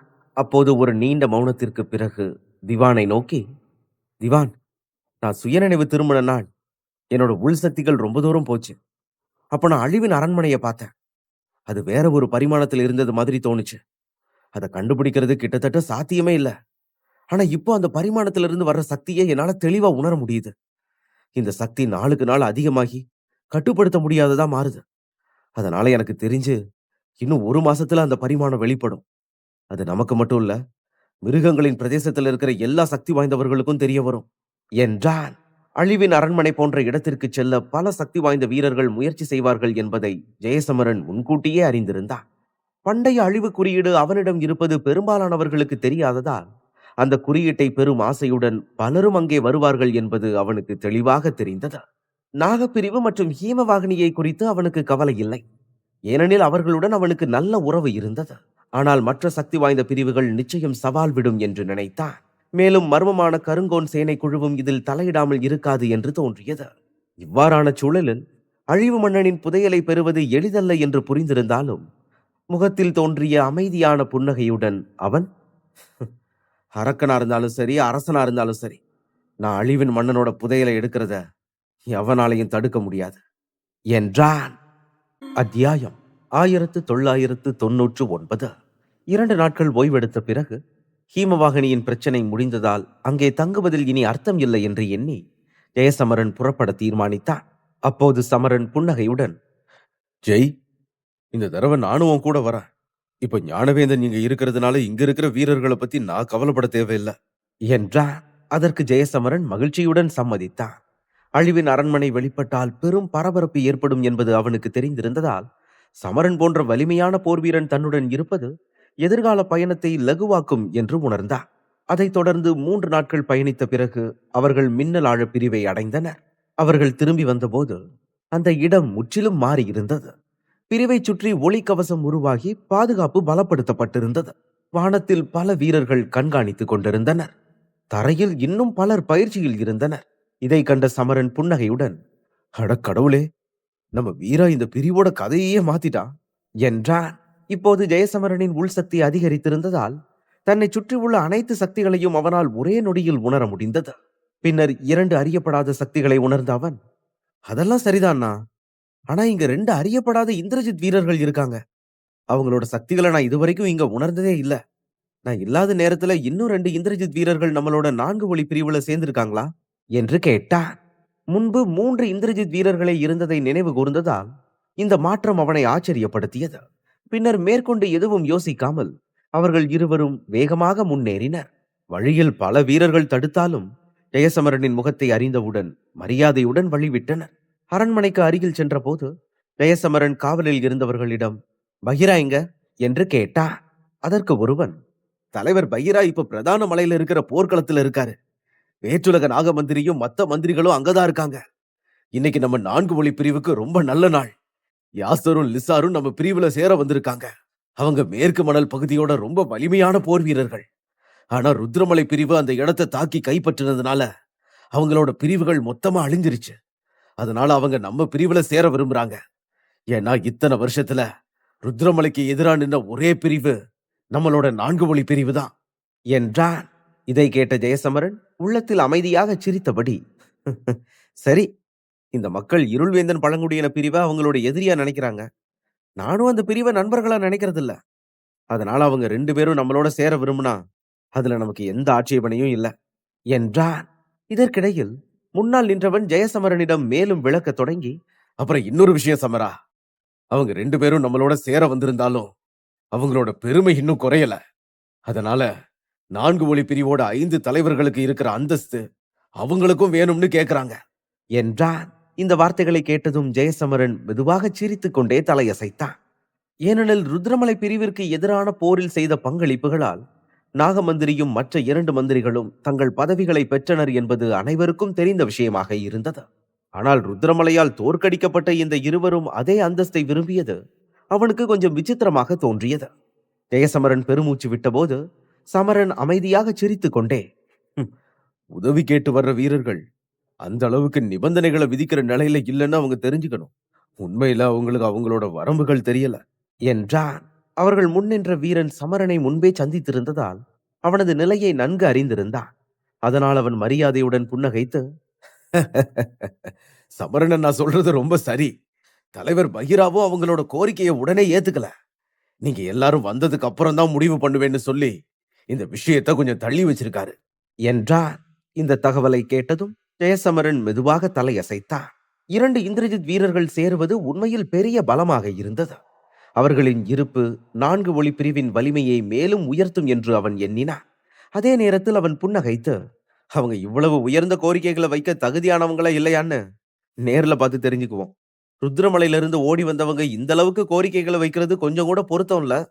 சரி, வாங்க களத்துக்கு போகலாம் என்றார். அவனது வேண்டுகோளின் பேரில் ஜெயசமரனையும் சமரனையும் களத்துக்கு அழைத்துச் செல்ல முன் நின்ற போர் வீரன் மகிழ்ச்சியுடன் ஒப்புக்கொண்டான். அதன் பின்னர் அவர்கள் பிரதான மலைக்கு அருகில் அமைந்திருந்த பெரிய சண்டை மைதானத்திற்கு சென்றனர். அந்த நேரத்தில் அந்த இடம் மக்கள் கூட்டத்தால் நிரம்பியிருந்தது. அங்கு பிரிவின் சக்தி வாய்ந்த வீரர்களுடன் வீராவும் மற்ற 3 மந்திரிகளும் அமர்ந்திருந்தனர். நூற்றுக்கணக்கான மக்கள் கவலையற்ற முகத்துடன் நின்ற போதிலும் 4 ஒளி பிரிவு வீரர்களின் முகங்களில் ஒரு அமைதியான கவனம் தெரிந்தது. தலைமை பதவியில் 4 ஆண்கள் அமர்ந்திருந்தனர். அவர்களில் உயர்ந்த இடத்தில் வீரா இருந்தார். அவனது உண்மையான சக்தி மற்ற மந்திரிகளை விட ஆபத்தானது என்பது அவர்களுக்கு நன்கு தெரிந்திருந்ததாலும் ஜெயசமரன் அவன் அருகில் இருப்பதாலும் யாரும் அவனை எதிர்த்து பேசவில்லை. சிறிது நேரம் அனைவரையும் கவனமாக பார்த்த வீராவின் பார்வை கூட்டத்தின் முன் சாதாரணமாக நின்று கொண்டிருந்த 2 வீரர்கள் மேல் நின்றது. அப்போது அவர்களின் கண்களில் பெருமை வெளிப்பட்டது. பின்னர் அவன் கனத்த குரலில், இது எங்களோட 4 ஒளி பிரிவு. இங்க இருக்கிற எல்லாரும் எங்களோட விதிகளை பின்பற்றணும். உங்ககிட்ட ஒழுக்கம் இல்லைன்னா பகீரா கொடிய படை அதை உங்களுக்கு சொல்லிக் கொடுக்க வேண்டியிருக்கும் என்று எச்சரித்தார். அந்த குரல் கேட்டவுடன் அரங்கில் இருந்தவர்களின் முகங்களில் சிறிய பதட்டம் தோன்றியது. அப்போது முன்னின்ற 2 பேரில் ஒருவன் சிரித்துக் கொண்டே, ஏ பகீரா, நீ இவ்வளவெல்லாம் கோவப்பட வேண்டியதில்லை. இந்த வீரர்கள் புதுசா இங்க வந்திருக்காங்க. அதனால மத்தவங்க கிட்ட எப்படி நடந்துக்கணும்னு அவங்களுக்கு தெரியாது. இனிமே அவங்க ஒழுங்கா நடந்துக்குவாங்கன்னு நான் உறுதியளிக்கிறேன் என்றான். இதற்கிடையில் நாகமந்திரியும் அமைதியாக சிரித்துக் கொண்டே, இங்க பாரு யாசர், உங்க வீரர்கள் மத்தவங்க கிட்ட எப்படி நடந்துகிட்டாங்கன்னு இனி முக்கியம் இல்ல. இது 4 ஒளி பிரிவு. இங்க விதிகளை மதிக்கிறவங்க மதிக்கப்படுவாங்க, மீறவங்க தண்டிக்கப்படுவாங்க. அதனால நீங்க இங்க இருக்கிற விதிகளை பின்பற்றுறது எல்லாருக்கும் நல்லது என்றார். நாகமந்திரி யாசரையும் அவனது தோழர்களையும் விதிகளை பின்பற்றச் சொன்னபோது யாசரின் அருகில் இருந்தவன் சிரித்துக் கொண்டே, நேற்றுலக நாகமந்திரி சொல்றதும் சரிதான். ஆனா பகீரா இன்னும் எங்க கோரிக்கைக்கு பதில் சொல்லவே இல்ல. எங்களோட பதவியை பத்தி என்ன முடிவு பண்ணிருக்கீங்க? நாங்க மேற்கு மணல் பிரிவோட ரொம்ப புகழ்பெற்ற வீரர்கள். இப்போ 4 ஒளி பிரிவுல சேர வந்திருக்கோம். நாங்க ஒன்னும் பெருசா எதையும் கேட்கலையே. மத்த மந்திரிகளுக்கு கொடுத்த அந்தஸ்தை எங்களுக்கும் கொடுங்கன்னு தான் கேக்குறோம். அதுல ஒண்ணும் தப்பு இல்ல, இல்லையா? ஏன்னா நாங்களும் இந்திரஜித் நிலை வீரர்கள் தானே என்றார். அந்த வார்த்தைகளை கேட்டதும் வீராவின் முகத்தில் லேசான தயக்கம் தோன்றியது. ஆனால் அவன் உடனே எந்த பதிலும் சொல்லாமல் அமைதியாக இருந்தான். அந்த மௌனத்தை பார்த்த யாசர் மெதுவாக சிரித்து, பகீரா, உன்னோட இந்த மௌனம் நிறைய சொல்லுது. இதுல இருந்து நீங்க யாரும் எங்களை திறமையான போர் வீரர்களா கருதலன்னு புரியுது. அப்படின்னா பரவாயில்ல, நாங்க 4 ஒளி பிரிவுல சேரல என்றார். அதை சொல்லிவிட்டு யாசரும் அவனது வீரர்களும் சிரித்தபடியே வெளியேறத் தொடங்கினர். அப்போது அவர்கள் திரும்பி பார்க்கும் தருணத்தில் வானத்தில் இருந்த ஒரு குரல், நாங்க பார்த்த வரைக்கும் எங்களோட 4 ஒளி பிரிவு நீங்க 2 பேரும் சேர தகுதியற்றதுன்னு நீங்க தான் நினைக்கிற மாதிரி தெரியுது. அதுவும் இல்லாம நீங்க இஷ்டத்துக்கு வந்துட்டு போக எங்க பிரிவு என்ன உங்க வீட்டு தோட்டமா என்று கேட்டது. அந்த குரல் ஒலித்ததும் அனைவரின் பார்வையும் மேலே சென்றது. அங்கே சமரனும் ஜெயசமரனும் நின்று கொண்டிருந்தனர். அப்போது ஜெயசமரனின் கண்களில் ஒரு மின்னல் போல ஒளி தெரிந்தது. பின்னர் அவன் கீழே இருந்த வீரர்களை பார்த்து, நண்பர்களே, விதிகளின்படி யாராவது நம்ம வீட்டுக்குள்ள வந்து நம்மள தகுதியற்றவங்கன்னு நினைச்சா நாம என்ன பண்ணுவோம் என்று கேட்டார். உடனே சுற்றியிருந்த வீரர்கள் ஒரே குரலில், நாம அவங்கள கொன்றுவோம் என்று முழங்கினர். அந்த கூச்சல் அரங்கை முழுவதும் அதிர வைத்தது. அந்த சத்தத்தை கேட்டதும் 2 சகோதரர்களின் முகங்களும் மாறியது. அதே நேரத்தில் சில நிமிடங்களுக்கு முன்பு அவர்களின் அனைத்து தோழர்களின் முகங்களில் தோன்றிய புன்னகை இப்போது முற்றிலும் மறைந்து அவர்களின் கண்களில் பயமும் பதட்டமும் தென்பட்டது. ஏனெனில் தங்கள் தலைவர்கள் அருகில் இருப்பதால் யாரும் தங்களுக்கு எதுவும் செய்ய முடியாது என்று அவர்கள் நினைத்திருந்தனர். ஆனால் ஜெயசமரனின் வருகையால் நிலைமை மாறியிருந்தது. அப்போது அவர்கள் இருவரும் சமரனையும் ஜெயசமரனையும் கவனமாக பார்த்தனர். ஆனால் அவர்களை அறியாததால் அவர்களின் முகத்தில் குழப்பம் தெரிந்தது. அப்போது வீரா மகிழ்ச்சியான குரலில், அண்ணா, சமரன் அண்ணா என்று அழைத்தார். அந்த அழைப்பை கேட்ட சமரனும் ஜெயசமரனும் புன்னகைத்தனர். பின்னர் மெதுவாக தரையில் இறங்கினர். அதே நேரத்தில் வீராவும் 3 மந்திரிகளும் அவர்களை பார்த்ததில் வெளிப்படையான மகிழ்ச்சி கொண்டனர். கீழே வந்த சமரன் அந்த 2 இந்திரஜித் வீரர்களையும் பார்த்து, கவலைப்படாத வீரா, இங்க என்ன நடந்திருக்கும்னு எங்களுக்கு புரியுது. இந்திரஜித் வீரர்கள் உதவிகரமானவங்க தான். ஆனா கட்டுப்பாடு இல்லாம இருந்தா அவங்களுக்கும் காட்டு மிருகங்களுக்கும் வேறுபாடு இருக்காது. அப்படிப்பட்டவங்க ஒரு அணியை வலுப்படுத்துறதுக்கு பதிலா நிலைமைய சிக்கலாக்கிடுவாங்க என்றான். யாசரும் லிசாரும் தங்கள் சக்தியை பற்றி பெருமை கொண்டவர்கள் என்பது அனைவருக்கும் தெரிந்ததே. அவர்களுக்கு உயர்ந்த பதவி கொடுக்கப்பட்டிருந்தால் அவர்கள் தங்கள் ஆசைக்காக முழு பிரிவையும் பயன்படுத்தி இருப்பார்கள். அதனால் கடினமாக உருவாக்கப்பட்ட கூட்டணி ஆபத்தில் இருந்திருக்கும். இதை சமரனும் ஜெயசமரனும் நன்கு அறிந்திருந்ததால் அத்தகைய திமிரான கோரிக்கைக்கு தலைவணங்க விரும்பவில்லை. அதே நேரத்தில் இன்று அவர்களை அடக்காவிட்டால் நாளை அவர்கள் அனைவரையும் கட்டுப்படுத்த முயல்வார்கள் என்பதும் அவர்களுக்கு தெளிவாக தெரிந்தது. அதன் பின் ஜெயசமரன் புன்னகையுடன், அண்ணா, தயவு செஞ்சு இந்த விஷயத்தை என்கிட்ட விட்டுருங்க என்றார். அந்த புன்னகையில் ஒரு விசித்திரமான அமைதி இருந்தது. இப்போது அவனது உள்சக்தி இந்திரஜித்தை சமாளிக்கக்கூடிய அளவுக்கு உயர்ந்திருந்ததால் இந்த 2 சகோதரர்களின் முன் தனது வலிமையை காட்ட வேண்டும் என்று எண்ணினான். அதற்கிடையில் யாசரும் லிசாரும் மெதுவாக தங்கள் பதட்டத்தை மறைத்து மீண்டும் சிரிக்க தொடங்கினர். பின்னர் அவர்கள் இருவரில் ஒருவன்,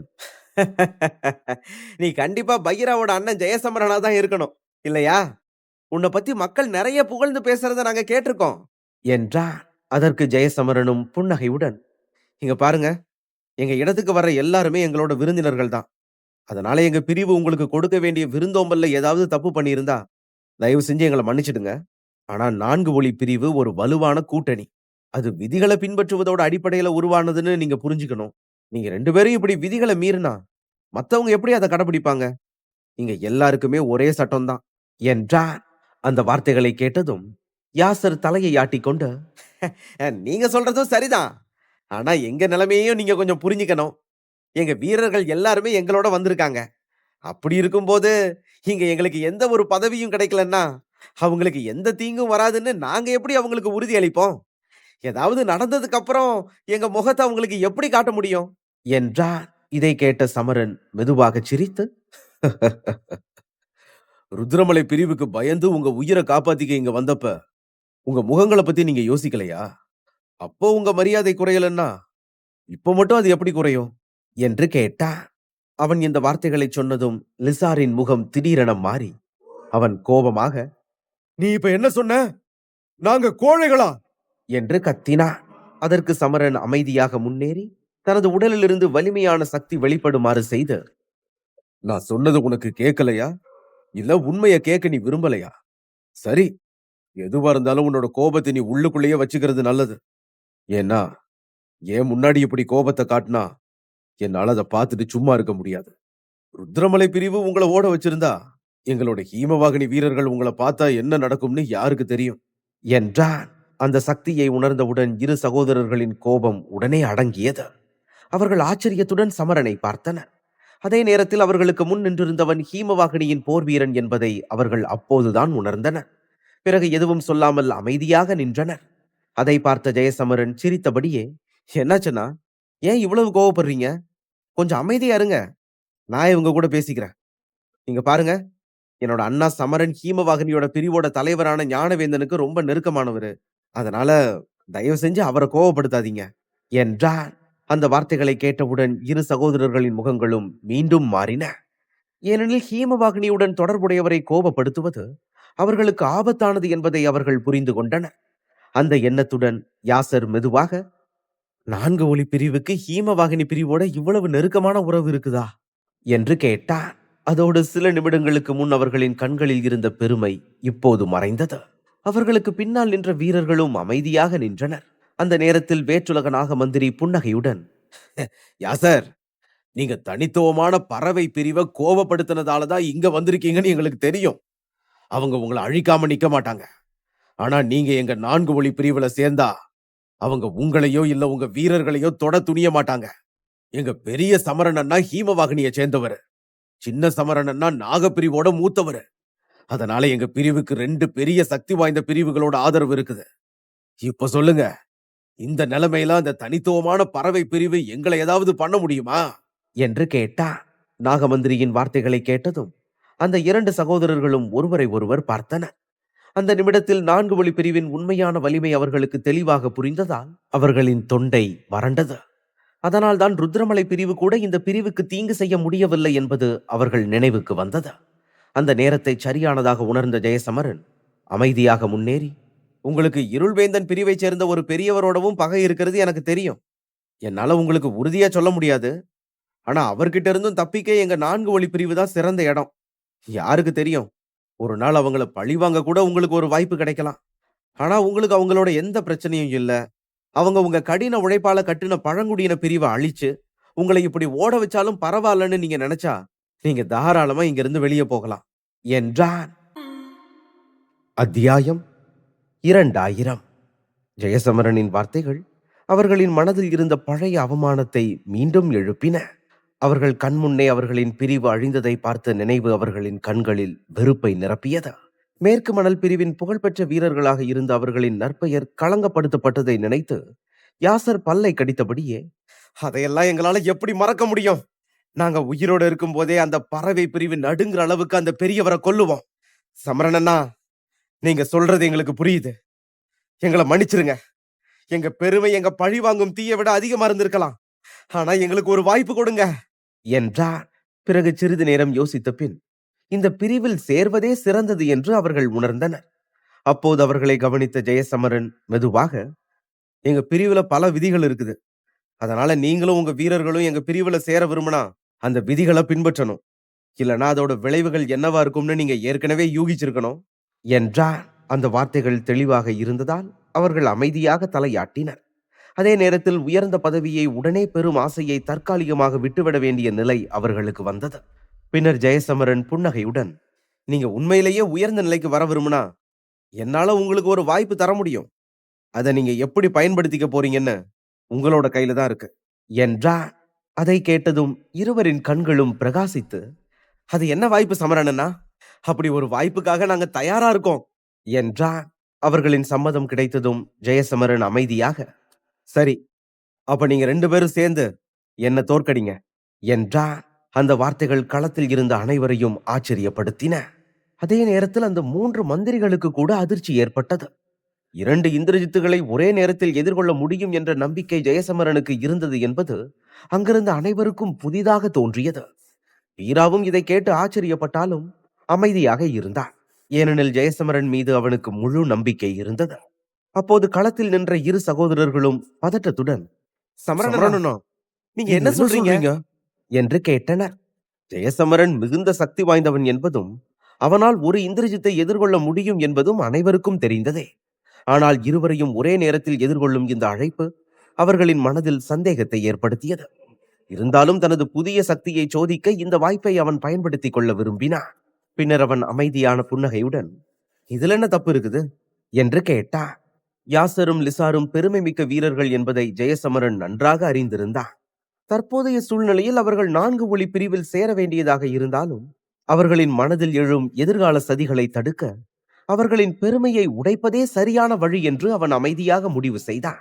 1 நிமிட மௌனத்திற்கு பிறகு யாசர் கண்களில் மகிழ்ச்சி மின்னியபடி புன்னகைத்து, சமரன் அண்ணாவே எங்களுக்கு இவ்வளவு நல்ல வாய்ப்பை தர விரும்பும் போது எங்களுக்கு அதை மறுக்க எந்த காரணமும் இல்லை என்றார். ஏனெனில் இது அவர்களின் பார்வையில் உயர்ந்த பதவியை ஒரு தட்டில் வைத்து அவர்களிடம் ஒப்படைப்பது போல தோன்றியது. அந்த பதிலை கேட்ட ஜெயசமரன் சிரித்தான். ஆனால் அவன் எதையும் பேசாமல் அமைதியாக இருந்தான். அதன் பின் 2 சகோதரர்களும் ஒரே நேரத்தில் தாக்க முன்வரவில்லை. யாசர் சிரித்தபடியே, லிசார், முதல்ல நீ போய் சமரனனாவோட சண்டை போடு என்றான். இதிலிருந்து அவன் ஜெயசமரனை ஒரே சமயத்தில் தாக்கி கோபப்படுத்த விரும்பவில்லை என்பது வெளிப்படையாக தெரிந்தது. அவன் அண்ணனின் வார்த்தையை கேட்ட தம்பி உடனே தாக்க முன்னேறினான். பிறகு லிசார் தனது உடலில் இருந்த சக்தியை எழுப்பி, சமரனண்ணா, தயவு செஞ்சு என்ன மன்னிச்சிருங்க என்றான். அவன் இதை சொன்னதும் அவன் உடலிலிருந்து வெளிப்பட்ட சக்தி அந்த மைதானம் முழுவதும் பரவியது. அதை பார்த்ததும் அங்கிருந்த பலர் வெளிரி போனார்கள். ஏனெனில் மேற்கு மணல் பிரிவில் அவர்கள் பெற்றிருந்த புகழ் வெறும் பெருமையால் மட்டுமல்ல, உண்மையான சக்தியாலும் நிரம்பியது என்பது தெளிவாக தெரிந்தது. பிறகு லிசார் புன்னகையுடன், சமரனண்ணா, நீங்க ஒரு சிறந்த போர் வீரர்னு நான் கேள்விப்பட்டிருக்கேன். இந்திரஜித்தை கூட எதிர்கொள்ற திறமை உங்ககிட்ட இருக்குதுன்னு சொல்றாங்க. அதுல எவ்வளவு உண்மை இருக்குதுன்னு இன்னைக்கு என் கண்ணால பார்க்க விரும்புறேன் என்றார். இதைச் சொன்ன அடுத்த நொடியில் அவன் தனது கையை அசைத்து தன் உடலில் இருந்த அனைத்து சக்தியையும் சேகரித்தான். பின்னர் ஒரு அடியுடன் ஒளியாக மாறி ஜெயசமரனை நோக்கி பாய்ந்தான். அதைத் தொடர்ந்து அவன் ஜெயசமரன் முன்பாக தோன்றி தனது முஷ்டியால் அதீத சக்தி கொண்ட தாக்குதலை விடுத்தான். அந்த தாக்குதலின் வேகம் காரணமாக அவனுக்கு முன் இருந்த காற்றே மங்கலாக தெரிந்தது. ஆனால் அந்த அடி வருவதைக் கண்ட ஜெயசமரன் அசையாமல் நின்றான். அதை பார்த்த அனைவரும் அதிர்ச்சியில் உறைந்தனர். பிறகு கண்ணிமைக்கும் நேரத்தில் லிசாரின் குத்து அவனை அடைய சில அடிகள் தூரத்தில் இருந்தபோது திடீரென நின்றது. அடுத்த கணத்தில் எதுவும் புரியாதவாறு லிசார் பலமாக தாக்கப்பட்டது போல பின்வாங்கி மயக்கமடைந்தான். அதே நேரத்தில் ஜெயசமரன் தன்னை எப்படி தாக்கினான் என்பதை புரிந்து கொள்ள முடியாத அதிர்ச்சி அவனது முகத்தில் தெளிவாக தெரிந்தது. அந்த நேரத்தில் ஜெயசமரன் அமைதியாக லிசாரை நோக்கி பார்த்தான். பின்னர் மெதுவாக அவனது உடல் காற்றில் உயரத் தொடங்கியது. அப்போது அவனை சுற்றி வெள்ளி சூரியனை போன்ற ஒளி பரவி திகைப்பூட்டும் வெள்ளி நிற சக்திகள் அமைதியாக அசைந்தன. அங்கு அனுபவம் வாய்ந்தவர்கள் இருந்தனர். அவர்களில் 3 மந்திரிகள் முக்கியமானவர்கள். ஜெயசமரனின் உடலிலிருந்து வெளிப்பட்ட வெள்ளி நிற சக்திகளை கண்டதும் அவர்கள் பெருமூச்சு விட்டு, இது ரொம்ப சக்தி வாய்ந்த உள் சக்திகள். அப்படின்னா சமர ஒரு மகா தெய்வீக தாந்திரிகனா மாறிட்டானா என்று கேட்டார்கள். அதே நேரத்தில் அந்த வெள்ளி ஒளியிலிருந்து அவர்களுக்கு ஒரு விசித்திரமான ஆபத்து உணர்வு தோன்றியது. அது அவர்களின் சந்தேகத்தை உறுதிப்படுத்தியது. இதை உணர்ந்ததும் மூவரின் முகமும் நிறம் மாறி அவர்கள் ஒருவரை ஒருவர் பார்த்தனர். ஏனெனில் மகா தெய்வீக தாந்திரியாக மாறுவது என்பது உள்சக்திகளில் உயர்ந்த நிலையை அடைந்ததற்கான ஒரு அடையாளமே. அத்தகைய நிலையை அடைந்தவரை ஒரு இந்திரஜித் போர் வீரனால் கூட எதிர்க்க முடியாது என்பது அவர்களுக்கு நன்றாக தெரிந்திருந்தது. ஜெயசமரனிடம் முன்பே வலிமையான உள்சக்திகள் இருந்தாலும் கடந்த 3 மாதங்களில் அவை அளவுக்கு அதிகமாக வளர்ந்திருப்பது அனைவரின் எதிர்பார்ப்பையும் தாண்டி இருந்தது. அப்போது வானத்தில் நின்ற ஜெயசமரன் அவர்களை அமைதியாக பார்த்து, ஒருவேளை நீங்க இப்போ புரிஞ்சிருக்கலாம், எனக்கு எதிரா ஒன்னா போராடுறது ரொம்ப நல்லதுன்னு. இல்லனா ஒரு உயர்ந்த பதவியை அடைவதற்கான அற்புதமான வாய்ப்பை நீங்க இழந்துருவீங்க என்றான். அதை கேட்ட யாசர் தனது வறண்ட தொண்டையை மெதுவாக ஈரப்படுத்தி கொண்டான். ஏனெனில் ஒரு மகா தெய்வீக தாந்திரிகர் எவ்வளவு சக்தி வாய்ந்தவர் என்பதை அவன் அறிந்திருந்தான். பின்னர் லிசாரை நோக்கி, லிசார், நாம ஒன்னா சேர்ந்துதான் இதை பண்ணணும் என்றான். அதனுடன் அவன் தனது உடலிலிருந்து மிகப்பெரிய அளவிலான சக்தியை வெளிப்படுத்த தொடங்கினான். அப்போது அந்த 2 சகோதரர்களின் சக்தி பரவிய போது அங்கிருந்த அனைவரும் திகைத்து போனார்கள். ஏனெனில் அவர்கள் இருவரும் உண்மையில் மிகவும் சக்தி வாய்ந்த இந்திரஜித் நிலை வீரர்கள் என்பது தெளிவாக தெரிந்தது. பிறகு அவர்கள் இருவரும் கை முத்திரைகளை மாற்றிக்கொண்டு தங்கள் சக்திகளை ஒன்றிணைத்தனர். அதனால் அவர்களின் சக்திகள் மேலும் பெருகி கருப்பு மற்றும் வெள்ளை கோலங்களாக மாறின. அந்த கோலங்களில் ஆபத்தான சக்தி இருந்தது. அதைத் தொடர்ந்து சில நொடிகளில் அவை ஒன்றோடு ஒன்று இணைந்தன. அப்போது அவர்களின் வாயிலிருந்து ஒரே நேரத்தில் ஓர் ஒலி எழுந்து அந்த கோலம் திடீரென சுழலத் தொடங்கியது. அதன் வேகம் அதிகரித்த போது சுற்றியுள்ள பரிமாணங்களிலேயே விரிசல்கள் தோன்றின. அந்த கோலம் தயார் செய்யப்பட்டதும் முழு நம்பிக்கையுடன் அவர்கள் இருவரும், சமரணண்ணா, இது எங்க 2 பேரோட ரொம்ப சக்தி வாய்ந்த தற்காப்பு நுட்பம். இதை நீங்க உடைச்சிட்டீங்கன்னா இன்னையிலிருந்து நீங்க என்ன சொன்னாலும் மறுவார்த்தை பேசாம நாங்க அதை பண்ண தயாரா இருக்கோம். ஒருவேளை நாங்க உங்களோட பேச்ச கேட்கலன்னா நீங்க எங்களுக்கு எவ்வளவு பெரிய தண்டனை வேணும்னாலும் கொடுக்கலாம். அதை நாங்க ஏத்துக்கிறோம். இது அந்த எல்லாம் வல்ல இறைவன் மேல ஆணையா சொல்றேன் என்றான். அவர்களின் வார்த்தைகளை கேட்ட ஜெயசமரன் மெதுவாக புன்னகைத்தான். பிறகு தாமதிக்காமல் கண்களை மூடியவுடன் சுற்றியிருந்த ஒளி சற்றே மங்கியது. அந்த நொடியில் அவனது உடலிலிருந்து எல்லையற்ற வெள்ளி நிற உள்சக்தி வெளிப்பட்டு அனைவருக்கும் முன்பாக ஒரு பெரும் அரக்க வடிவமாக திரண்டது. அதைத் தொடர்ந்து அந்த உருவம் ஜெயசமரனின் முன்னால் அமைதியாக வந்து நின்றது. அது கையை உயர்த்திய போது அதனுள் ஆபத்தான சக்தி நிரம்பியிருப்பது தெளிவாக தெரிந்தது. இதை கண்ட அனைவரின் முகங்களும் வெளிரி போயின. பின்னர் வானில் மெதுவாக ஒரு சூறாவளி உருவாகி வேகமாக சுழன்றது. அது முழுமையாக கொடிய சூறாவளியாக மாறினாலும் ஜெயசமரனின் கண்கள் இன்னும் மூடியே இருந்தன. அடுத்த கணத்தில் அந்த அரக்க உருவம் சூறாவளியை தனது கைகளில் பிடித்தது. அது பார்க்க உள்சக்தியால் நிரம்பியதாக தோன்றியது. உடனே அந்த சூறாவளியில் இருந்து 10,000 வெள்ளி ஒளி கதிர்கள் பாய்ந்தன. அவற்றின் சக்தியை உணர்ந்த யாசர் மற்றும் லிசார் முகங்களில் கவலை தெரிந்தது. அவர்களின் பயம் அதிகரிக்க அவர்களுக்கு முன்னால் இருந்த கருப்பு வெள்ளை கோலம் வேகமாக சுழன்றது. அதிலிருந்து ஜெயசமரனின் தாக்குதலை தடுக்க அவர்கள் முழு சக்தியையும் பயன்படுத்துகின்றனர் என்பது தெளிவானது. பிறகு சில நொடிகள் கழித்து அந்த அரக்க உருவத்தின் கை அசைந்து அதிலிருந்து சூறாவளி பாய்ந்து தொலைதூரத்தில் இருந்த மலைகளையே அசைத்தபடி முன்னேறியது. அந்த நேரத்தில் ஜெயசமரன் மெதுவான குரலில், பண்டைய குறியீட்டின் வாள் சக்தியே, வெளியே வா என்றார். உடனே சூறாவளியின் உள்ளே பண்டைய குறியீட்டுடன் ஒரு பெரும் வாள் தோன்றி ஒளிர்ந்தது. அதிலிருந்து மின்னல் பாய்ந்து அனைத்து திசைகளிலும் பரவியது. பின்னர் அந்த சூறாவளியும் வாளும் நேராக சுழன்று கொண்டிருந்த கருப்பு வெள்ளை கோலத்துடன் மோதின. அந்த மோதலிலிருந்து வெளியான கொடிய சக்தி அலைகள் மைதானத்தில் இருந்த அனைவரையும் நடுங்கச் செய்தன. அதே நேரத்தில் பல சக்தி வாய்ந்தவர்களின் வாயில் இரத்தம் தோன்றியது. பிறகு சில நிமிடங்கள் கழித்து அங்கிருந்த அனைவரும் பயந்த கண்களுடன் மோதல் நடந்த இடத்தை பார்த்தனர். அப்போது அந்த கோலத்தில் ஏராளமான விரிசல்கள் தோன்றி அது உடைய தயாராக இருப்பதை கவனித்தனர். இதை கண்ட 2 சகோதரர்களும் அதிர்ச்சியுடன், ஆனா இது இது எப்படி சாத்தியம் என்று கேட்டார்கள். ஏனெனில் ஜெயசமரனின் ஒரு தாக்குதலையும் கூட தாங்க முடியாத நிலையை அவர்களால் நம்ப முடியவில்லை. அவர்களுக்கு இது நம்புவது கடினமாக இருந்தாலும் உண்மை மாறவில்லை. அந்த விரிசல்கள் மெதுவாக பெருகி இறுதியில் கோலம் அனைவரின் கண் முன்னே சிதறியது. ஆனால் ஆபத்து அங்கேயே முடிவடையவில்லை. கோலம் அழிந்த பிறகும் சூறாவளிக்குள் இருந்த பிரகாசிக்கும் வாள் மறையாமல் 2 சகோதரர்களை நோக்கி நகர்ந்தது. மைதானம் முழுவதும் அமைதி நிலவிய அந்த நேரத்தில் ஜெயசமரன் கண்களை திறந்து, நீங்க 2 பேரும் நான் கொடுத்த வாய்ப்பை தவற விட்டுட்டீங்க என்றான். பின்னர் அவன் கையை உயர்த்தியவுடன் வானில் சென்று கொண்டிருந்த அந்த வாள் உடனே நின்றது. அதைத் தொடர்ந்து அவனது குரல் முழு அரங்கிலும் எதிரொலித்தது. அதை கேட்டவர்கள் அனைவரும் ஆரவாரத்தில் வெடித்தனர். ஏனெனில் சண்டை இவ்வளவு விரைவாக முடியும் என்று யாரும் எதிர்பார்க்கவில்லை. ஆரம்பத்தில் நீண்ட போராட்டம் இருக்கும் என்று நினைத்த அவர்கள் சில நொடிகளில் இந்திரஜித் சகோதரர்கள் தோற்கடிக்கப்பட்டதை பார்த்து வியந்தனர். மறுபுறம் யாசரும் லிசாரும் அந்த முடிவை ஏற்க ஒரு கணம் எடுத்துக்கொண்டு பின்னர் தலை குனிந்தனர். இப்போது தோல்வியை ஏற்பதை தவிர வேறு வழியில்லை என்பது அவர்களுக்கு புரிந்தது. அதே நேரத்தில் அருகில் இருந்த 3 மந்திரிகளின் முகங்களிலும் பீதி தோன்றியது. ஏனெனில் அந்த தாக்குதல்கள் தங்களை நோக்கி வந்திருந்தால் தங்களால் அதை தடுக்க முடியாது என்பதை அவர்கள் உணர்ந்தனர். இதனால் ஜெயசமரனுடனான பகை முடிந்துவிட்டது என்பதை நினைத்து அவர்களின் உள்ளத்தில் நிம்மதி எழுந்தது. அதைத் தொடர்ந்து வானத்தில் இருந்த அரக்க உருவம் மெதுவாக மறைந்து சூரிய ஒளி மீண்டும் அந்த மைதானத்தை நிரப்பியது. அதே நேரத்தில் ஜெயசமரன் நிம்மதியாக ஒரு பெருமூச்சை விட்டான். இப்போது தனது உள்சக்திகள் உண்மையில் வலுவடைந்துள்ளதை அவன் உணர்ந்தான். பின்னர் அவன் மெதுவாக தரையில் இறங்கினான்.